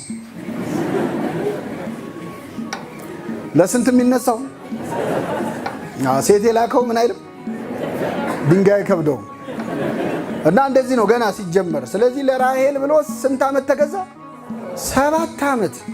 ከዛ ዳረልኝ ብሎ ያው ተሸፋፍኖ አይደል የሚዳሩት ምስራቃውያን። አገባዋት ብሎ ጫጉላ ቤት ገብቶ ሲያት ታላቅ እህቷ ነች። እንዲህ ምን ሆነ ነው አለው። አይ በባህላችን ታላቅ እያለ ታናሽ አይዳርም። ስለዚህ ራሔልን ከፈለክ ያው ሂሳቡን ታውቀዋለህ። ስንት ዓመት ነው ይሄ ታዲያ? የቢዝነስ ሰው አይደለም። በጣም ነገር የገባው ሰው ነው ያልኳችሁ እሱ። እሺ ብሎ 14 ዓመት ተገዛላት ይላል። ራሔልን ለማግባት የጠበቀው 14 ዓመት ግን እንደ ጥቂት ቀን ሆነለት ይላል። ምን እንደምን ሆነለት? አባቶቻችን ራሔልን የመንግስተ ሰማያት የእመቤታችን ምሳሌ ያደርጓታል። ያዕቆብ የክርስቶስ ምሳሌ ነው። ያዕቆብ እዛ ውሃ ዳር ቆሞ ድንጋዩ ተጭኖ እያለ ጥቂት ሰዎች ነበሩ። ድንጋዩን ማንከባለል አልቻሉም። እነሱ ነቢያት ናቸው። ድንጋዩ በእኛ ላይ የተፈረደብን ፍርድ ነው፣ መርገም ነው። ከነቢያት ጋር ሆኖ አላነሳውም ነበረ።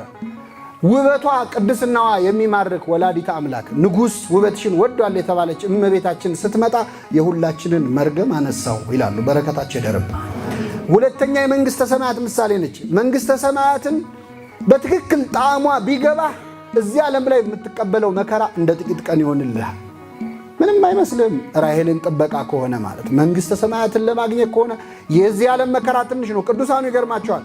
እዚህ ዓለም ብዙ መከራ ተቀብለው በሰማይ ክብር ሲሰጣቸው እንዲህ አይነት ክብር ማኖሩን ከዛ በላይ መከራ ቀበል ነበር ይላል።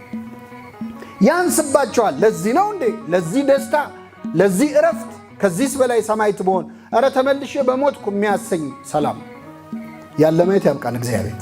እና በምንድነው ይህንን ያነሳሁት? አብሮ መኖር ጀመረ። እረኛ ሆኖ ላባን 14 ዓመት አገልግሎ አማቱን ማለት ነው ባለጸጋ አደረገው። መጨረሻ ላይ ምን አለው?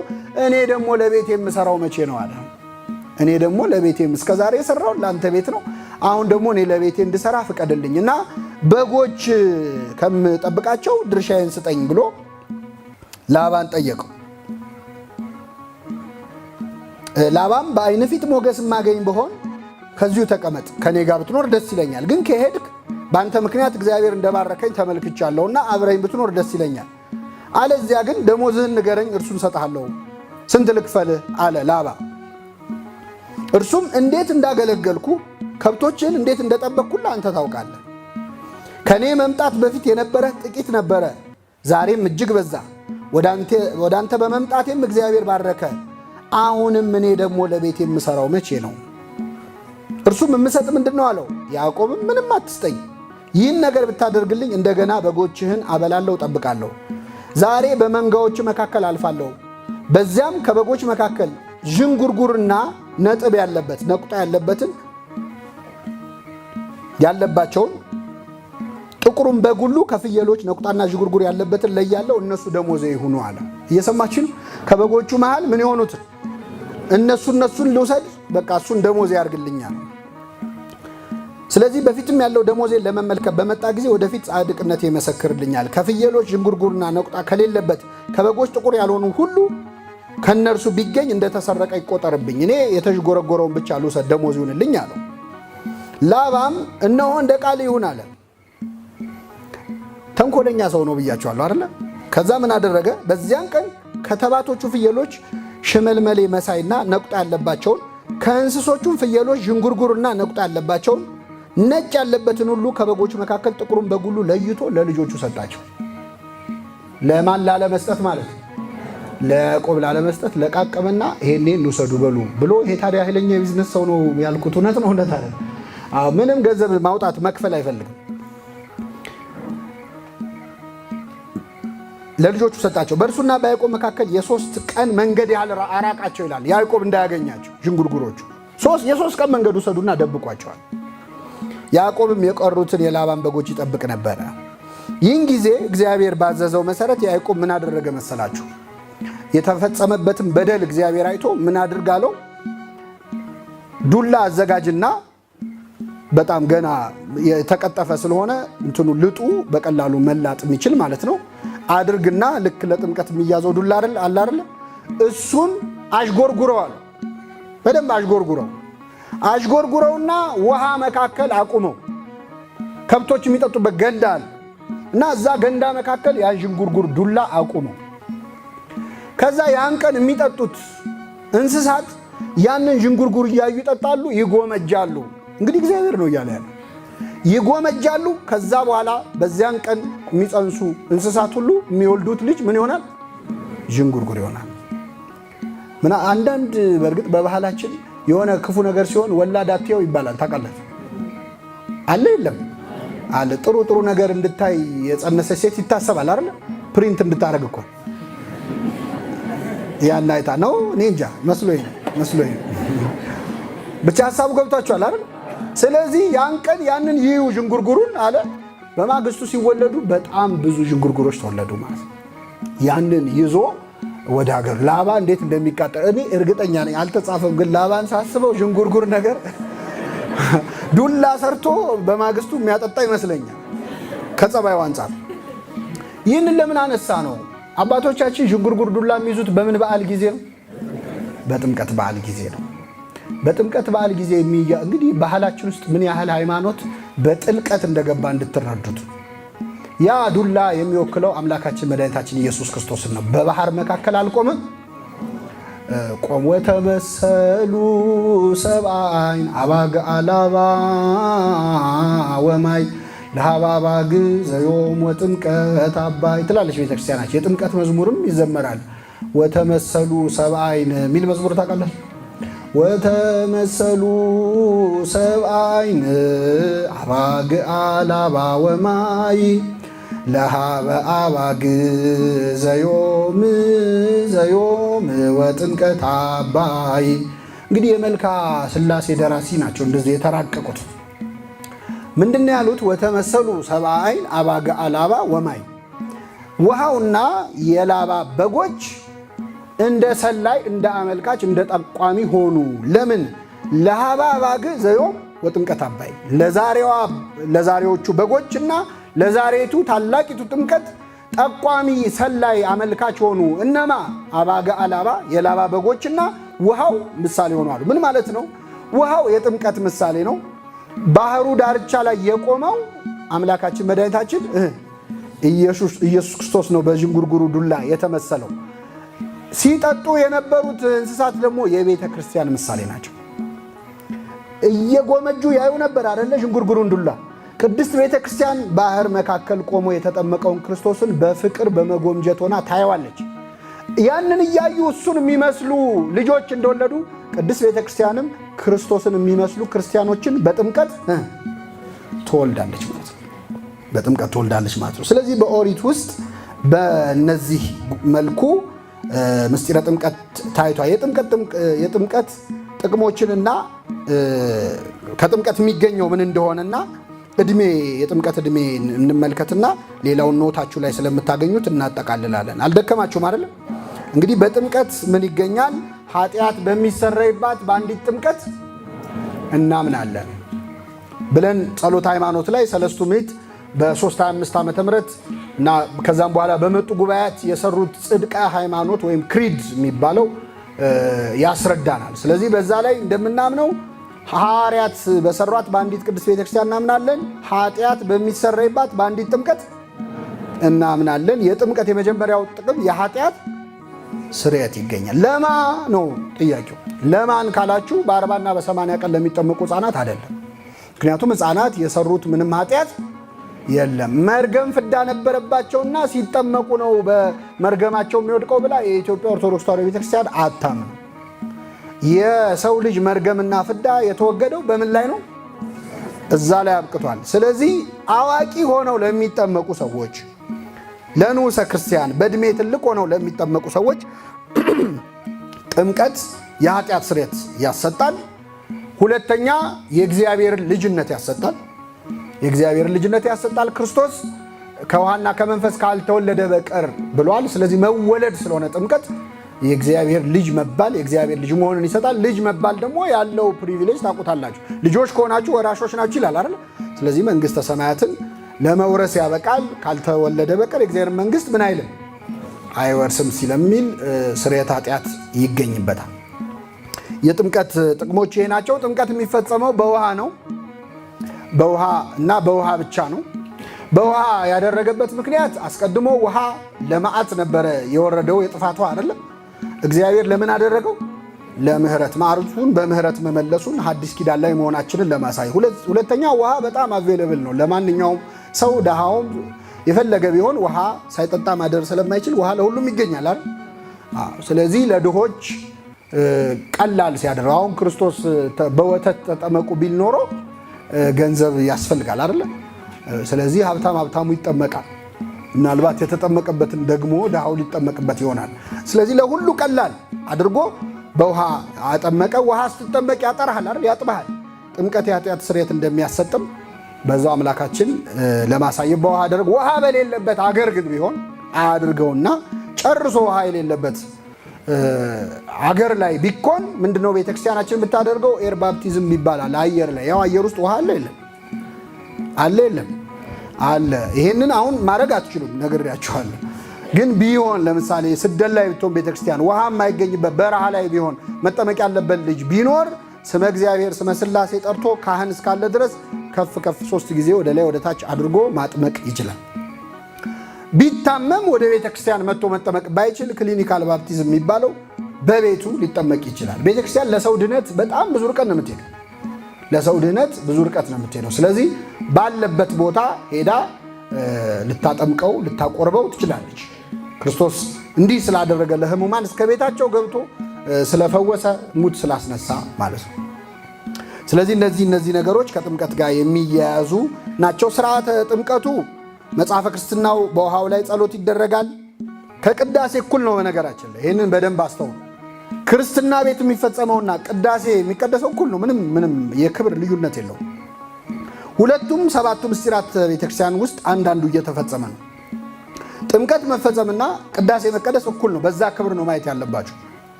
ስለዚህ ከቅዳሴ እኩል ይጸለያል። ወደ ማየ ገቦ ወይም ወደ ማየ ሕይወት ይለወጣል። ከዛ ከጎኑ በፈሰሰ ውሃ የቤተክርስቲያን አካል እንሆናለን። ካህኑ ከጸለዩ በኋላ የክርስትና አባት የክርስትና እናት የሚሆን ሰው መጥቶ መገኘት አለበት። ሰው ብቻ ነው መሆን ያለበት። የክርስትና አባት የክርስትና እናት ለቤተክርስቲያን አይሰጥ። በስርዓተ ቤተክርስቲያን የተሰጣችሁ ቅር እንዳይላችሁ ግን እንዳሰጡ፣ ከዚህ በኋላ እንዳሰጡ። ምክንያቱም ዓላማው ምንድነው? ይህን ልጅ አሁን ሳያውቅ የተጠመቀውን ጥምቀት እኔ ሲያድግ አስተምሬ ሃይማኖቱን እንዲያውቅ አደርገዋለሁ የሚል ቃል ኪዳን ገብቷችኋል አይደል? ስለዚህ ይህን ልጅ መላእክት እየተገለጹ ሊያስተምሩት አይችሉም። እግዚአብሔር መላእክትን ሰባኪ አድርጎ ደግሞ አልመደበም። ለምንድን ነው ያልመደበው? አንደኛ ሰው በፍርሃት እንዳይማር። መልአክ መጥቶ ቢያናግርን ደንግጠን ነው የምትሰማው አይደል? ሁለተኛ እንደኛ የማይፈተኑ ማለት የኛ የሥጋ ፈተና ስለሌለባቸው መላእክት የኛን ፈተና እና ስትራግል ያውቃሉ ብለን አናስብም። ከኛ ሩቅ ስለሚሆኑ መላእክትን ሰባኪያን አላረጋቸውም እግዚአብሔር። ስለዚህ ቅዱሳን መላእክትን ጻድቃን ምናምን አይደረግም። በሕይወት ያለ በምድር ያለ ሃይማኖቱን ልብስ እንዲገዛ ጫማ እንዲገዛ ምናምን አይደለም። የክርስትና አባት የክርስትና እናት መጥቶ አውራጣት ይዞ ጸሎተ ሃይማኖት ይደግማል። በሕፃኑ ተገብቶ ምንድነው አሁን የምደግመውን ጸሎተ ሃይማኖት ይህን ልጅ አስተምረዋለሁ፣ ሳያውቅ ነው የተጠመቀው እኔ ያሳውቀዋለሁ ይላል። የክርስትና አባት የክርስትና እናት ስራቸው 12 ዓመት ሲሞላው ልጁ ያበቃል። ለንስሐ አባት አሳልፎ ይሰጡታል። የዛኔ ስራቸው ተጠናቀቀ ማለት ነው። ከኔ ጋር ናችሁ? ስለዚህ በዘመነ ሰማዕታት ነው የተጀመረው። ዘመነ ሰማዕታት ላይ አንድ ሰው ይሞታል፣ ዛሬ ይገደላል፣ ነገ ሌላ ሰው ይገደላል እና እኔ ቀድሜሽ ከሞትኩ አደራ ልጄን ክርስቲያን አድርገሽ አሳድግልኝ ተባብለው ቃል ዘመን የተጀመረ ስርዓተ ቤተክርስቲያን ነው። የክርስትና አባት የክርስትና እናት የሚሰየመው በዚህ ነው። ከተጠመቀ በኋላ እዛው የሚፈጸምበት ምስጢር አለ። ቅባ ሜሮን ነው። ያው ሜሮን ትምህርታችን ስላልሆነ ነው። ጸጋ መንፈስ ቅዱስ እንዲያገኝ ቅባ ሜሮን ይሰጠዋል። ቅድም ያልኳችሁ ፍታተማ የሚባለው በጸሎት ውሃው ወደ ተራ ውሃነት እንዲቀየር ይደረጋል። በዚህ መሰረት ስርዓተ ጥምቀቱ ይፈጸማል። የተጠመቀ ቀን መቁረብ አለበት። ወዲያውኑ መቁረብ አለ። ማንኛውም ሳክራመንት ያለ ምስጢረ ቁርባን ማህተምነት አይፈጸም። ብትጠመቁ መቁረብ አለበት። ተክሊል ብትፈጽም መቁረብ አለበት። የዛን ዕለት ምን ያህል ጉዳዩ አንገብጋቢ መሆኑን የምታውቁት በቤተክርስቲያናችን ታሪክ ለመጀመሪያ ጊዜ ኢትዮጵያውያን በብዙ ሺህ ቁጥር የተጠመቁበት ቀን አለ በታሪክ በእነ አብርሃና አጽብሃ ዘመን በአባ ሰላማ ከግብፅ ተሹሞ መጥቶ ሁለቱን ነገስታት ኢዛናና ሳይዛናን አብርሃ አጽብሃ ብሎ አጥምቆ ቄስ አድርጓቸው ቅዳሴ ቀድሶ ኢትዮጵያን ህዝብ አጠመቀ። በዛን ዘመን የነበረውን የአክሱም ህዝብ ማለት አጥምቆ ከጨረሱ በኋላ አሁን ቅዳሴን ቀድስ ብለው ቅዳሴ ጀመሩ። እየቀደሱ እያለ ህዝቡ ተሰልፎ እየቆረበ ማለት ሊመሽ ሆነ። ሶስቱ ቅዱሳን ልክ እንደ ኢያሱ ማለት ነው ፀሐይ አቁምልን ብለው ጸልየው ቅዳሴው እስኪጨርሱ ድረስ ፀሐይ ቆመ። ከዛ ያ ሁሉ ሰው ቆርቦ ሲጨርስ ፀሐይ ወደ ስፍራዋ ተመልሳለች። በረከታቸው ይደርብን። ከዛን ቀን ውጪ ሳይቆርብ እንዳይቀር ማለት ነው። ገብቷችኋል አይደል? ስለዚህ ምስጢረ ጥምቀት በተፈጸመ ቀን መቁረብ አለበት ህፃኑ ወይም የሚጠመቀው ሰው ብላ ቤተክርስቲያናችን ታስተምራለች። የጥምቀት ዕድሜን ላንሳና አበቃለሁ።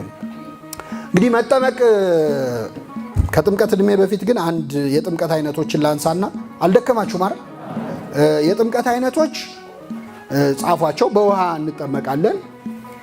የውሃ ጥምቀት ሁላችን የተጠመቅንበት ነው። የእንባ ጥምቀት አለ። የእንባ ጥምቀት ምንድነው?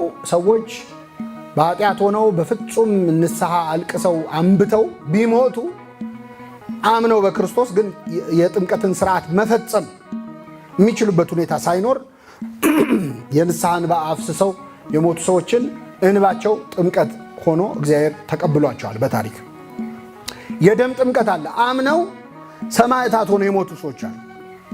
ደማቸውን ጥምቀት ያደረገላቸዋል። ደማቸውን ጥምቀት ያደረገላቸው ሰዎች አሉ። በእሳት የተጠመቁ አሉ። በእሳት ተቃጥለው ማለት ነው። በእሳት ተቃጥለው ሰማዕታት ሆነው ሰማዕትነታቸው ጥምቀት የሆነላቸው ሰዎች አሉ። እንደዚህ ኤክሰፕሽናልስ መጥምቁ ዮሐንስ አሁን መጥምቁ ዮሐንስ ጥምቀት ያነጋግራል። መቼ ነው የተጠመቀው መጥምቁ ዮሐንስ? አጥመቀ ወተጠመቀ ለሊከ ይላል ቅዱስ ያሬድ። አጠመቅ በሉ እስኪ አንተም ተጠመቅ። ጌታን ሲያጠምቅ እሱ ምን ብሏል? ተጠምቋል። እና እንዲህ ብሎ ቅዱስ ያሬድ ተርጉሞታል። ሌላም ሊቃውንት የተለያየ ነገር ይላሉ። የፈያታዊ ዘይማን ከክርስቶስ ጋር የተሰቀለ ወንበዴ አልነበር? ዛሬ ከኔ ጋር በየት ትሆናለህ አለ። ሰው ግን ዳግመኛ ካልተጠመቀ የእግዚአብሔር መንግስት ታዲያ እንዴት ገባ የሚለውን ሲብራራ በብዙ ይብራራል። አንድ ሁለቱን ልንገራቸው። ሮሜ ምዕራፍ 6 ላይ ሮሜ ምዕራፍ 6 ከቁጥር 6 ላይ ቅዱስ ጳውሎስ ስለ ጥምቀት ሲያስተምር የተጠመቅን ሁላችን ከክርስቶስ ጋር በሞቱ ተባበርን ይላል። ስለዚህ መጠመቅ ከክርስቶስ ጋር መሞት ነው። እስቲ በሉ መጠመቅ ከክርስቶስ ጋር መጠመቅ ከክርስቶስ ጋር መሞት ከሆነ ከክርስቶስ ጋር መሞት ምን ይሆናል? መጠመቅ ነው። ስለዚህ ይሄ ወንበዴ ከጌታ ጋር ምን ብሏል? ሞቷል። ስለዚህ መጠመቅ ነው። አሃ የግራውም ተጠምቋል ማለት ነው። አብሮን የሞተው ካላችሁ እሱ መቼ አመነ? እሱ አላመነ። የጥምቀት አይነቶች አሉ። ስርዓተ ቤተክርስቲያንን መጠበቅና በዚህ መንገድ መጠመቅ ላልቻሉ ሰዎች እግዚአብሔር የተቀበለላቸው። አንዲት ሴት ደግሞ ልጆቿን ይዛ በመርከብ ትሄዳለች። መንትያ ልጆች ነው ያሏት እና ልጆቿን ለማስጠመቅ ነው የምትሄደው። በአጋጣሚ ማዕበል ተነሳ። ማዕበል ሲነሳ ልጆቼማ ሳይጠመቁ አይቀሩም አይሞቱም ብላ ከጡቷ አድርጋ ወተት አድርጋ የሚሉ አሉ፣ ደም አድርጋ የሚሉ አሉ። ዞሮ ዞሮ ልጆቿን ረጨቻቸው። ከዛ ተፍጻሜ ሰማዕት ቅዱስ ጴጥሮስ የሚባል አባት አለ። እሱ ጋር ነው የምትሄደው ልታስጠምቅ። ከዛ ይህ አባት ጋር ሄዳ ልክ ልታስጠምቅ ስትል አንስቶ ሕፃናቱን ውሃው ሲያረጋቸው ውሃው በረዶ ይሆናል፣ ይረጋል። አላስገባ ይላል፣ በረዶ ይሆናል። እዛ ምን አድርገሽ ነው ሲላት እግሩ ስር ተደፍታ አለቀሰች። ይቅር በለኝ አባቴ። ምንድን ነው ያረግሽው? አይ በቃ የሚሞቱ መስሎኝ እኔ ከጡቴ አድርጌ አጥምቂያቸው ነበረ። ታዲያ እግዚአብሔር ጥምቀትሽን ተቀብሎልሻል፣ እኔ ምን ከለክልሻለሁ አለ። ከዛ ሜሮን ቀብቶ ጥምቀቷን አጽድቆላታል። ይሄን ደግሞ ስላችሁ እኔ ሌላ ትምህርት አይደለም። ኢፍ አንዳንድ ኤክሰፕሽኖችን ወደ እንትን እንዳቀይሩት እሺ። ያለ ቤተክርስቲያን ስርዓተ ጥምቀት አይፈጸምም። የጥምቀት ሮሜ 6:3 ነው ቅድም ያልኳችሁ ጥቅስ።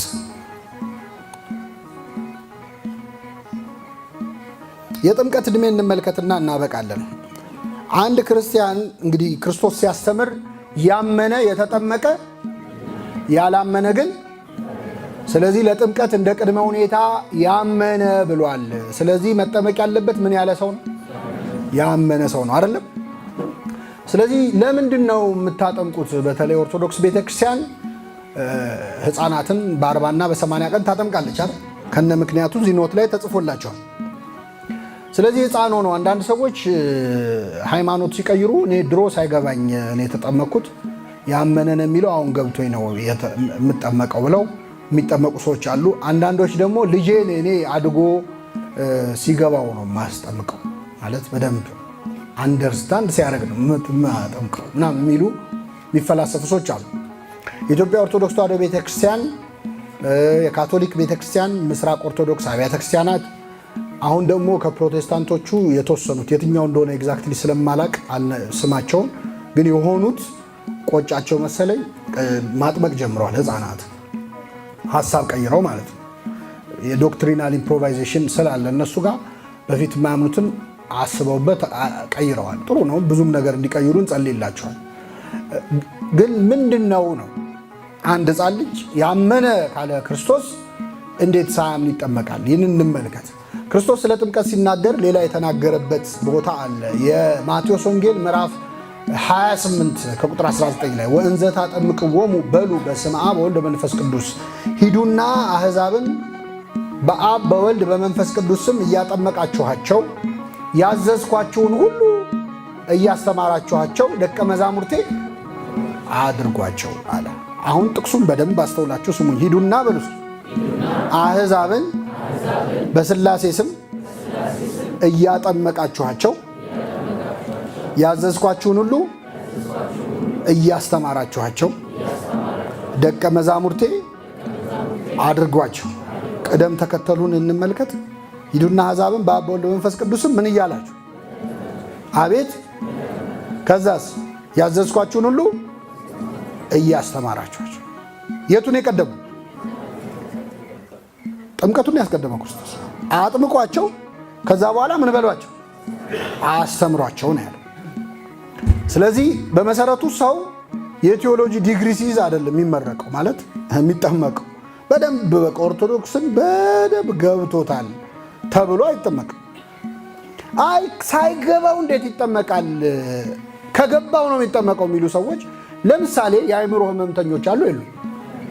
እነዚህ ሰዎች ሊገባቸው ይችላል አይችሉም? መልሱልኝ። ስለዚህ ይጠመቃሉ አይጠመቁ? ካልገባው አይጠመቅም ከሆነ ብለህ የምታስብ ከሆነ የአእምሮ ህመምተኛ ምን አይልም? አይጠመቅም። በመግቢያ ፈተና ከሆነ ጥምቀቱ ማለት ነው። ፈተናውን ተፈትኖ ካላመጣ አይጠመቅም። ባጭሩ ግን ምንድነው አምላካችን ኢየሱስ ክርስቶስ ያመነ ብሎ ያዘዘው ማሰብ ለሚችሉ ነፍስ ላወቁ ሰዎች ነው። የኢትዮጵያ ኦርቶዶክስ ተዋሕዶ ቤተክርስቲያን አንድ ትልቅ ሰው፣ አንድ ሙስሊም፣ አንድ ፕሮቴስታንት ወይ አንድ ሌላ እምነት ተከታይ መጥቶ ልጠመቅ ቢል መጀመሪያ መማር አለበት የለበትም? ያመነ ስለሚል እንዲያምን መማር አለበት። የንዑሰ ክርስቲያን ካቴኪዩመን የሚባል ወይም ካቴኬቲካል ዶክመንትስ የሚባሉ አሉ በቤተክርስቲያን። የንዑሰ ክርስቲያን እኛ እንኳን ገና አሁን እየሰራ ነው ብዙም የለም፣ ግን በጥንቷ ቤተክርስቲያን አለ። አንድ ሰው ሲመጣ ወደ ኦርቶዶክስ ቤተክርስቲያን ኦርቶዶክስ ምን ትላለች ምን አትልም የሚለውን የሚማርበት ማለት ነው። ያንን ተምሮ ሲያምንበት ነው መጠመቅ የሚችለው። ከዛ በፊት ምስጢራት መካፈል አይችልም። ቅዳሴ ላይ መገኘት ይችላል። ጻውኑ ሰክርስቲያን ሲባል ግን ይወጣል አይደል? ይሄ የቤተክርስቲያኒቱ ስርዓት ነው። እኛ ስላልሰራንበት ነው። ግን እሷ ጻው እያለች አሁንም የምትለው እንግዲህ ገብቶ የሚወጣ ሰው ነበረ ማለት ነው። እኛ ስላልሰራ ነው። አዳዲስ አማኝ ስለማናመጣ ጻው ስራ ለረፈደበት ሰው ውጡ ማለት ይመስለዋል አንዳንድ ሰው። ግን አይደለም። የታሰበው አዲስ አማኝ በየቀኑ ለካ ማጥመቅ ማስተማር ነበረብን። ይህን ስራ ስላልሰራ ነው። ሳያምን አታጠምቀውም። ትልቅ ሰው ማሰብ የሚችል ሰው። ሕፃናትን ግን ታጠምቃለች። ለምን? እነዚህን ጥቅሶች እስቲ ተመልከቷቸው። አንደኛ ቅዱስ ጴጥሮስ የሐዋርያት ሥራ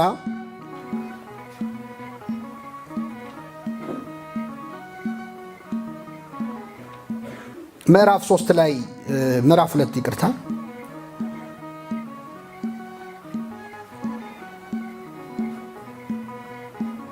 ሐዋርያት ሥራ ምዕራፍ 2 ከቁጥር 39 ቅዱስ ጴጥሮስ ስብከት ሰብኮ ነበረ ለመጀመሪያ ጊዜ እና 3000 ምዕመናን አሳምኗል። በአንድ ስብከት ስንት ሺህ? በአንድ ስብከት 3000 ምዕመናን አሳምኛ። በ3000 ስብከት አንድ ሰው ማሳመን አልቻለም። እሱ ግን አንድ ስብከት ሰብኮ 3000 ሰው መጡና ምን እናድርግ አሉት ይላል። ስብከት ዓላማው ምን ተንግበር ወይ ምን እናድርግ ማሰኘት ነው እንጂ ማስጨብጨብ ማስደሰት አይደለም። እና ምን እናድርግ አሉት። ጴጥሮስም ንስሐ ግቡ፣ ኃጢአታችሁ ይሰረይ ዘንድ እያንዳንዳችሁ በኢየሱስ ክርስቶስ ስም ተጠመቁ አለና ምን አለ? የተስፋው ቃል ለእናንተና ለልጆቻችሁ ነው። በሉ እስኪ የተስፋው ቃል ለእናንተና በቃ ልጆቻችሁ ማለት እነማን ናቸው? ሕፃናትም ጭምር ማለት ነው። ስለዚህ በወላጆች እምነት ሕፃናት መጠመቃቸው ለምንድን ነው? የተስፋው ቃል ለእኛና ለልጆቻችን ስለሆነ አንድ በሉ። ሁለተኛ ቅድም ያነሳነውን ጥቅስ በዚህ መንገድ እንየው። ሰው ዳግመኛ ከውሃና ከመንፈስ ካልተወለደ ወይም ካልተጠመቀ በቀር የእግዚአብሔርን መንግሥት አይወርስም አለ። ሁለት ጥቅሶች ግራና ቀኝ ላሳያችሁ። ሰው ካልተጠመቀ በቀር የእግዚአብሔርን መንግሥት አይወርስም። እሺ ሌላ ጥቅስ ደግሞ እንገራችሁ። እንደነማን ካልሆናችሁ መንግሥተ ሰማያት አትወርሱም ይላል። እንደነማን? አሁን ሁለት ጥቅሶች ግራና ቀኝ አይታያችሁ? አንደኛ ሰው እንደነማ ካልሆነ መንግሥተ ሰማያት ምን አይልም። እንደ ሕፃናት ከሆነስ? ሕፃን ከሆነስ? በጣም ጥሩ። ሰው ዳግመኛ ካልተጠመቀ በቀር ዳግመኛ ከዋና ከመንፈስ ካልተወለደ በቀር የእግዚአብሔር መንግሥት። ስለዚህ መንግሥተ ሰማያት ለመግባት ሁለት መስፈርት ተናገረ ክርስቶስ። አንደኛ መጠመቅ፣ ሁለተኛ እንደምን መሆን። ስለዚህ ሕፃናት ለመንግሥተ ሰማያት ብቁ ናቸው አይደሉም? ለመንግሥተ ሰማያት ብቁ ከሆኑ ለመንግሥተ ሰማያት ለምታበቀዋ ጥምቀት ብቁ አይሆኑ? ገብቷቸዋል አይደል? እንኳን ለመንግሥተ ሰማያት ማነው እንኳን ለጥምቀቷ ለመንግሥተ ሰማያትም ምንድን ናቸው ብሏል ክርስቶስ? ብቁ ናቸው ብሏል። ስለዚህ እግዚአብሔርን ልጅነት ለማግኘት ለመጠመቅ እግዚአብሔር አይከለክ። ሕፃናትን ተዋቸው ወደ እኔ ይመጡ ዘንድ የምትለው ቤተክርስቲያን ነች፣ ክርስቶስ ነው። ኑ ተዋቸው። ወደ እሱ የሚመጡት መጀመሪያ ደግሞ በጥምቀት ነው። ጥምቀት አትከልክሏቸው፣ ቁርባን አትከልክሏቸው፣ ቃሌን ይስሙ አትከልክሏቸው ነው። ስለዚህ ሕፃናትን እናስጠምቃለን። አይ እኔ ልጄ በደንብ ሲገባው ነው የሚሉ ሰዎች የሚገርማችሁ፣ ለምሳሌ ልጆቻችንን ክትባት እናስከትባል። አታስከቱም? ምግብስ? አይ እኔ ልጄ አድጎ የክትባት ጥቅም በደንብ ሲገባው ነው ማስከትበው የሚላለ። ልጄ የተመጣጠነ ምግብ ምን እንደሆነ እስኪገባው አላበላም የሚል ወላጅ አለ? የለም። እያለቀሰ ታጎርሰዋል፣ ካልበላ ስለማይኖር ማለት ነው። ከጥምቀትና ከክትባት የቱ ይብሳል? ስለዚህ ሌላ ነገር ላይ የማንለውን ነገር እዚህ ላይ ባንራቀቅ ጥሩ ነው፣ ያስተዛዝበናል። ልጨምርላችሁ፣ ልጃችን አያድርገውና እኛ ብንሞት፣ ወላጆቹ እናት አባት ብንሞት፣ ሀብት ንብረት ብዙ ቢኖረን ልጁ ሕፃን ነው ስለዚህ ይቅርበት ይባላል? ፍርድ ቤት ሄዶ ፈርሞ መውረስ ይችላል? ምንድን ነው የሚደረግ? ሞግዚት አይደለ? ለምንድን ነው ሞግዚት የሚደረገው? ሀብቱ ምን እንዳይለው ነው? እንዳያመልጠው። የእግዚአብሔር መንግሥት ሲሆን በሞግዚት የማይወረሰው ለምንድን ነው? የአንተን ቅራቅንቦ መሬትና መኪና ለመውረስ ሞግዚት ወስደ ፍርድ ቤት የምታስፈርም ሰውዬ ለዘላለም ሕይወት ሲሆን የምን ሞግዚት ነው አይባል። ቤተክርስቲያን ገብቷታል። ዘላለማዊ ርስት ነዋ። ለምድራዊ ርስት እንኳን ሰው ይፈርማል እኮ አይደል? ስለዚህ ሄደን ፈርመን ይህንን ልጅ ቃል ገብቻለሁ ብለን እናነሳዋለን። እና የአእምሮ ህመምተኞች ሌሎች አይጠመቁም ማለት ነው በዚህ አይን ከታየ። የሚገርማችሁ ቅድም ያልኳችሁ ከፕሮቴስታንት ወገን ቀስ ብለው በሂደት ተቀበሉ ያልኳችሁ እኔ ስገምት ልክ ላልሆን እችላለሁ። ልጆቻቸውን ይዞ መሄድ ያምራቸዋል እኮ አይደለ? ፕሮቴስታንቶቹ ቤተክርስቲያን ይዞ መሄድ ይቻላል አይቻልም? ይዘው ሊሄዱ ሲሉ ግን ይሄ ልጅ አድጎ አምኗል አላመነም። ስለዚህ እሱን ይዞ መሄድም ኃጢአት ሊሆን ነው። ስለዚህ የማይሰራ ህግ ሰርቶ ከመሰቃየት አምላካችን ኢየሱስ ሐዋርያትም በየቤቱ እየሄዱ ከነቤተሰብ ያጠምቁ ነበር ይላል። ከነምን ሐዋርያት ሥራ ላይ ቤት ሄዳችሁ ስታነቡት 9 ጊዜ አጥምቀዋል ሐዋርያት። ከነመላ ቤተሰብ አጠመቁ ይላል። ስንት ጊዜ? ከቤተሰብ ሲል ሕፃናትን ይጨምራል አይጨምር? ወይስ ሐዋርያት ሕፃን የሌለበት ቤት እየፈለጉ ነው የሚያጠምቁት? ሊሆን አይችል። ሕፃን ባይኖር ኖሮ ደግሞ ሕፃን አልነበረበትም ይላል መጽሐፍ ቅዱስ። በምን አወቅ ካላችሁ እኛ መጽሐፍ ቅዱስ እናውቃለና። መጽሐፍ ቅዱስ ሕፃን ከሌለ ሕፃን የለም ማለት ችግር የለበትም። ታስታውሳላችሁ? ክርስቶስ አሳና እንጀራ አበርክቶ አበላ። ስንት ሰው በላ? ስንት ሰው? ጥርግ አድርገው የሚበሉት ማለት ጎረምሶቹ ወንዶች። ምን ይላል ወንጌሉ? ሴቶችና ሕፃናት ሳይቆጠሩ የበሉት ስንት ነበሩ? 5000 ወንዶች ነበሩ። ያው ሴቶች ስለማይበሉ ማለት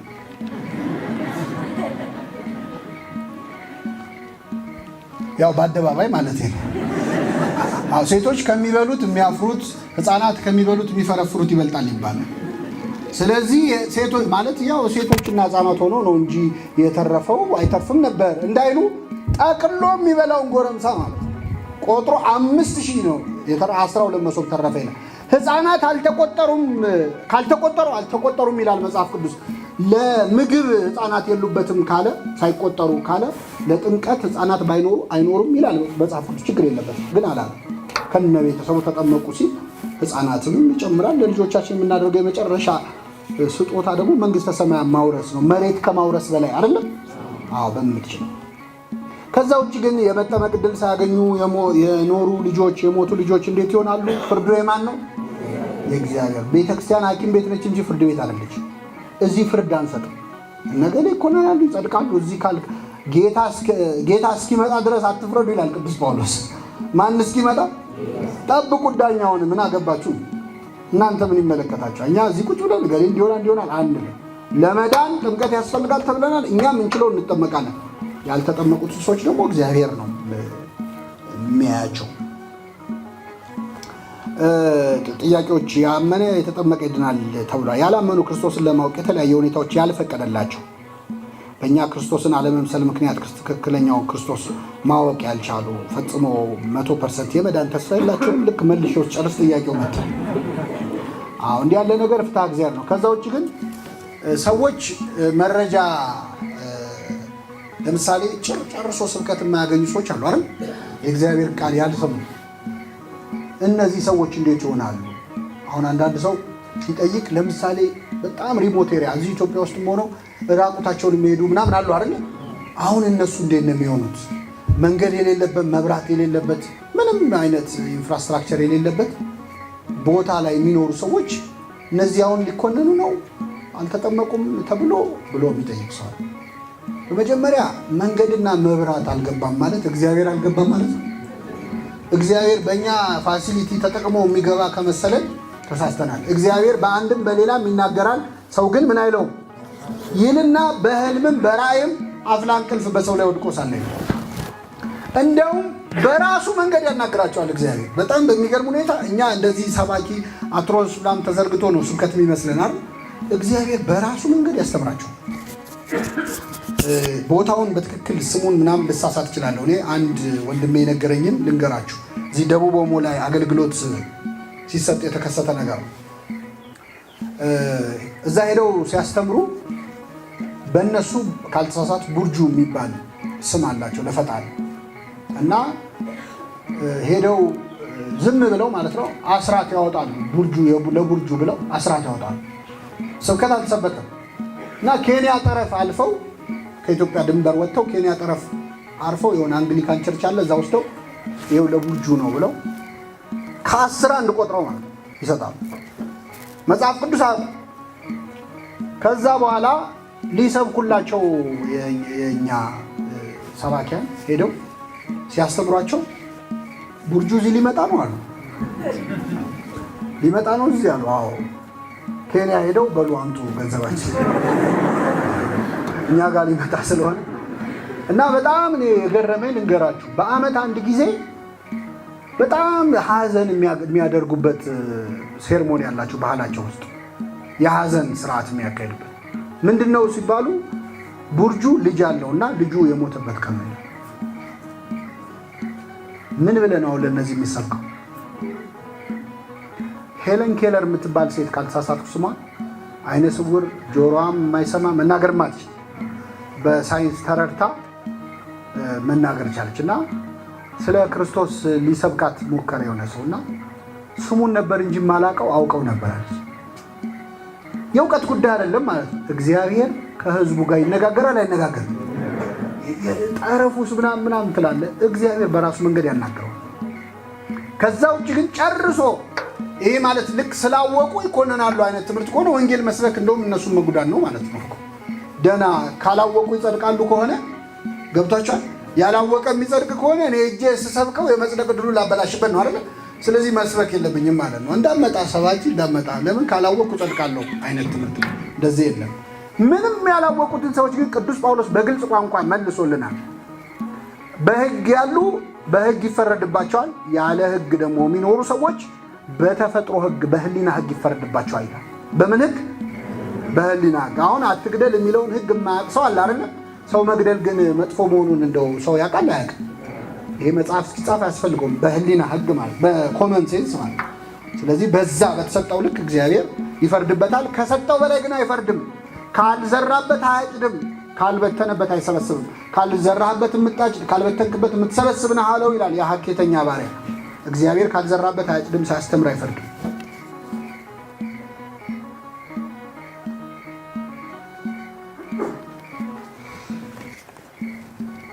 ምስጢረ ጥምቀት ነው የምንማረው። የጸበል ምናምን ነክ ጉዳዮች እሱን ትምህርት አይደለም የምንማረው። ማለት የጸበል የምንጠመቀው ለበሽታ የምንጠመቀው ጥምቀት እሱ አሁን የምንማረው ጥምቀት አይደለም። ግልጽ ነው አይደለም? ይሄ ለመዳን የምንጠመቀው ክርስትና መነሳት እሱን ነው።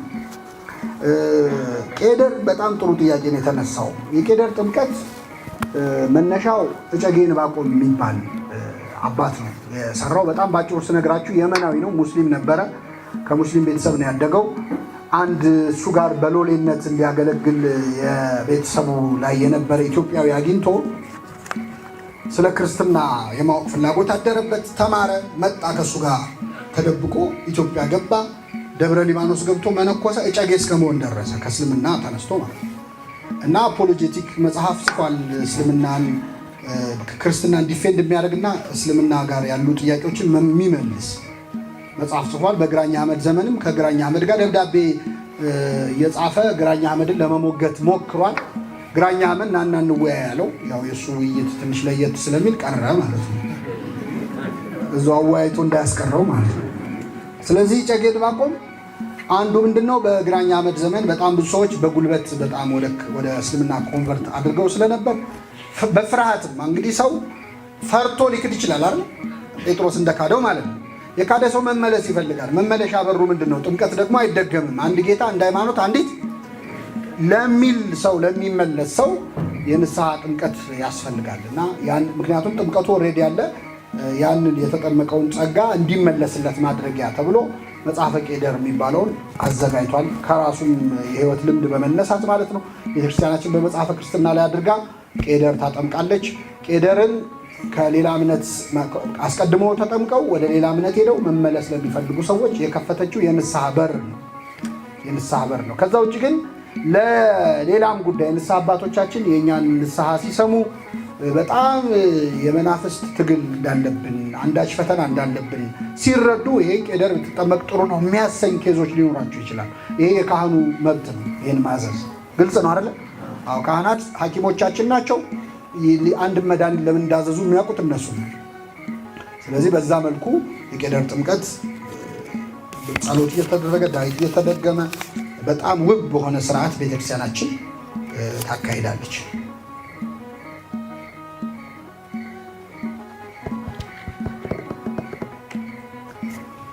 አዎ የፍርድ ጉዳይ እኩል ይፈረድበታል እንዲህ የሆነ በዚህ ዘመን ምናምን ለሚለው በጣም ላምብላችሁ ጥያቄው እንዲገባችሁ። በአንድ ስብከት 3000 ምዕመናን የሚያሳምን ስብከት ሰባኪ ባለበት ጊዜ ኖሮ ያላመነና በ3000 ስብከት አንድ ሰው መቀየር ያልተቻለበት ጊዜ ኖሮ ያላመነ ያልተጠመቀ ሰው እኩል ይፈረድበታል ወይ? በደንብ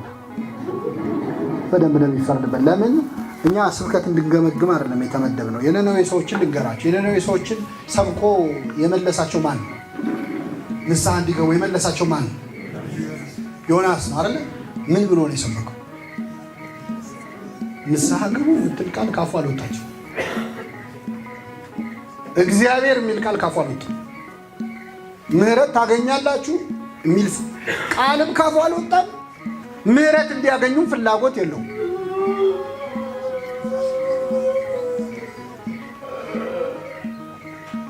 እሺ ሐሳባችሁን ወደዚህ እግዚአብሔር ይገስጽልን መናፍስትን። እና ዮናስ የሰበከው ያስተማረው ትምህርት ርዕስ የለውም፣ መግቢያ የለውም። አንደኛ ዮናስ መስበክም አልፈለገም። ሊሰብክ የመጣው በምን ትራንስፖርት ተጉዞ አቤት ተፍቶት ነው አይደል እንጂ ፈልጓል። ተተፍቶ የመጣ ሰባኪ።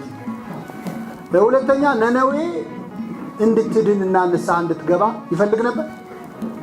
እየሰማችሁ ሂድ ሲባል ምንድን ነው ያለው? አንተ ለምትምራቸው ነገር እኔ እጄ ተናግሬ ውሸታም ልታረገኝ ነው፣ በኋላ ትጠፋላችሁ ብለህ ባይጠፉስ እኔን ውሸታም ልታረገኝ ነው። ስለዚህ ነነዌ እንድትድን ይፈልጋል አይፈልግም? አይፈልግም። በጣም የሚገርማችሁ የሰበከው ስብከት ነነዌ በ3 ቀን ትገለበጣለች። ሌላ ቃል የለውም። በሉ እስኪ ነነዌ በ3 ቀን ትገለበጣለች። እችን ስብከት ገብቶ የሰበከው የአንድ ቀን መንገድ ያህል ወደ ከተማዋ ገብቶ ነው። የ3 ቀን መንገድ ነች ከተማዋ። የስንት ቀን መንገድ ነው የገባው? ለምን መሰላችሁ? ነነዌ በስንት ቀን የምትገለበጠው? ስለዚህ የ3 ቀን መንገድ ከገባ እስኪመለስ ስንት ቀን ይፈጃል? ስለዚህ ሴፍቲ ዞን ላይ ነው ራሱ የቆሙ ማለት ቶሎ ተናግሮ ከዛ ነው የእግዚአብሔር ቸርነትና የሰው ጭካኔ። በመሰረቱ አሁን እንዲህ ስንል ዮናስ ጨካኝ ሰው ነው ብለናል። እቺ በህይወቱ አንድ ቀን የሆነች ነገር ነች እና የጻፈልን ራሱ ዮናስ ነው አይደለም? አሁን በሱ እንድንስቅ እኮ ነው። ትትናው እኮ ነው። የአንዲት ቀን የአንድ ሳምንት ድክመቱን ጽፎ ለትውልድ አስተላለፈ። ስንት ነገር እኮ ሰርቷል እሱ፣ ስንት ጽድቅ ሰርቷል። ግን የአንድ ሰሞን ድክመቱን ብቻ ጽፎ አሳልፏል። ይሄ ብቻ ራሱ ቅዱስ መሆኑን ያሳያል። በረከቱ ይደረግ እና ሄደና ወንዝ ዳር ባህር ዳርቻ ላይ ቁጭ ብሎ ማየት ይጠባበቃል። ጥላ ላይ ቁጭ ብሎ ማለት ነው። ነነዌ ምን ስትል ልክ እንዴት ነው ባህር ዳር ቁጭ ብለው ጥላ ነገር አድርገው የሆነ ጁስ እየጠጡ የሚያዩ የለው ፀሐይ ሰንሴት ሰንራይዝ ምናምን ልክ እንደዛ ነነዌ ስጠፋ ላይ ማለት ነው። ቢያይ አልጠፋችም። ርር አለ። እኔ የሚያልኩት ይሄን ነበር አለ። እኔ ብዬ ነበር ላታጠፋ ብሎ ውሰዳት፣ ነፍሴን ውሰዳት አለ። ልሙት አለ። በቃ ተናግሬ ሳይፈጸምብኝ ከሚቀር እኔ ልሙት አለ። ከዛ እግዚአብሔር በምታውቁት መንገድ አስተማረው። አንተ ላላበቀልካት ቅል የምታዝን ከሆነ እኔ ግራና ቀኛቸውን ለማያውቁ ለነነዌ ሰዎች አላዝንም ምን አለ። ለምንድን ነው ይሄንን ያነሳሁት? ዮናስ ከሰባኪ መስበክ ያልፈለገ ነው የመጣው፣ ሳይፈልግ ነው።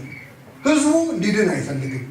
ስብከቱ ጣዕም የለውም። ቅዱስ ኤፍሬም ሶርያዊ እንዳለው ስብከቱ አንድ አረፍተ ነገር ነው። ነነዌ በ3 ቀን ህዝቡ ንስሐ ገባ አልገባም?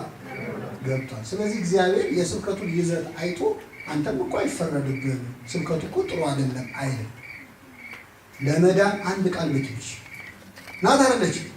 አሁን ህዝቡ የነነዌን ህዝብ እስኪ ትንሽ እናድንቀው። አሁን እኔ እዚህ መሀል ፒያሳ ላይ ቆሜ አዲስ አበባ በ3 ቀን ትገለበጣለች ሲሆን ምንድን ነው የሚለኝ ሰው? አንተን ገልብጥም ወይ ደግሞ አደግፍም ለውጡን። ስንት ለውጦች ይላል ተገለበ ማማረት ነው የሚባለው። ደህና ሰላምታ እንኳን የለው፣ መግቢያ የለው፣ መውጫ የለው፣ ትገለበጣለች ብሎ ግን ሰው ተመለሱ።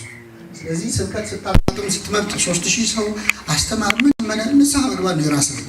እግዚአብሔር ሲመጣ ነግሬያለሁ፣ በአንድም በሌላም ነግሬያለሁ። ሰውየው እንደ ዮናስ መስበክ የማይፈልግ ሰው ቢሆን ስብከቱ ሰው ማያድን ቢሆንም አንተ ግን ልድን ይገባል ማለቱ አይቀርም። ስለዚህ ብዙ አትጽናኑ ለማለት ነው።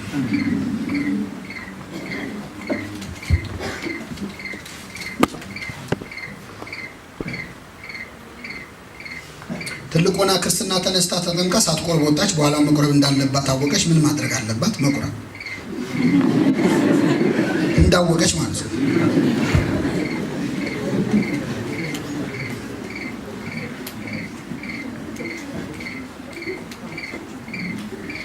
የወለደች ይሄ አሁን ከዚህ ትምህርት ጋር አይገናኝም፣ ግን ባጭሩ በኦሪት ነው እንጂ በአዲስ ኪዳን ይሄ መርገም ፍዳ ምናምን የሚባል ነገር የለም። ልማድ ስለሆነ ከህሊና አንጻር ይረጫል እንጂ ይሄ ካልተረጨ እንደዚህ ይሆናል ምናምን የሚለው ትምህርት ከኦሪቱ ያው ምንድነው ይሄ መጥፎ ነገር ሆኖ አይደለም። የኢትዮጵያ ቤተክርስቲያን ብሉይና አዲስን ተቀብላን የኖረችው አይደል? ስለዚህ የዛ ውጤት ነው። ተቀብለን የኖርን ስለሆነ የህገ እግዚአብሔር ባለጸጎች ነን። በዛ ምክንያት ያኛው አይለቀንም። ግን ባጭሩ መርገም ስላለ ፍዳ ስላለ አይደለም። መርገም ፍዳ በክርስቶስ ተወግዷል አይደለም? ለከህሊና አንጻር ግን ጠበል ቢረጭ አይገለውም አይደል? ስለዚህ ተረጩ፣ እሱ ምንም ችግር የለም። ግን ከመርገም ከፍዳ አንጻር ብቻ እንዳታዩት።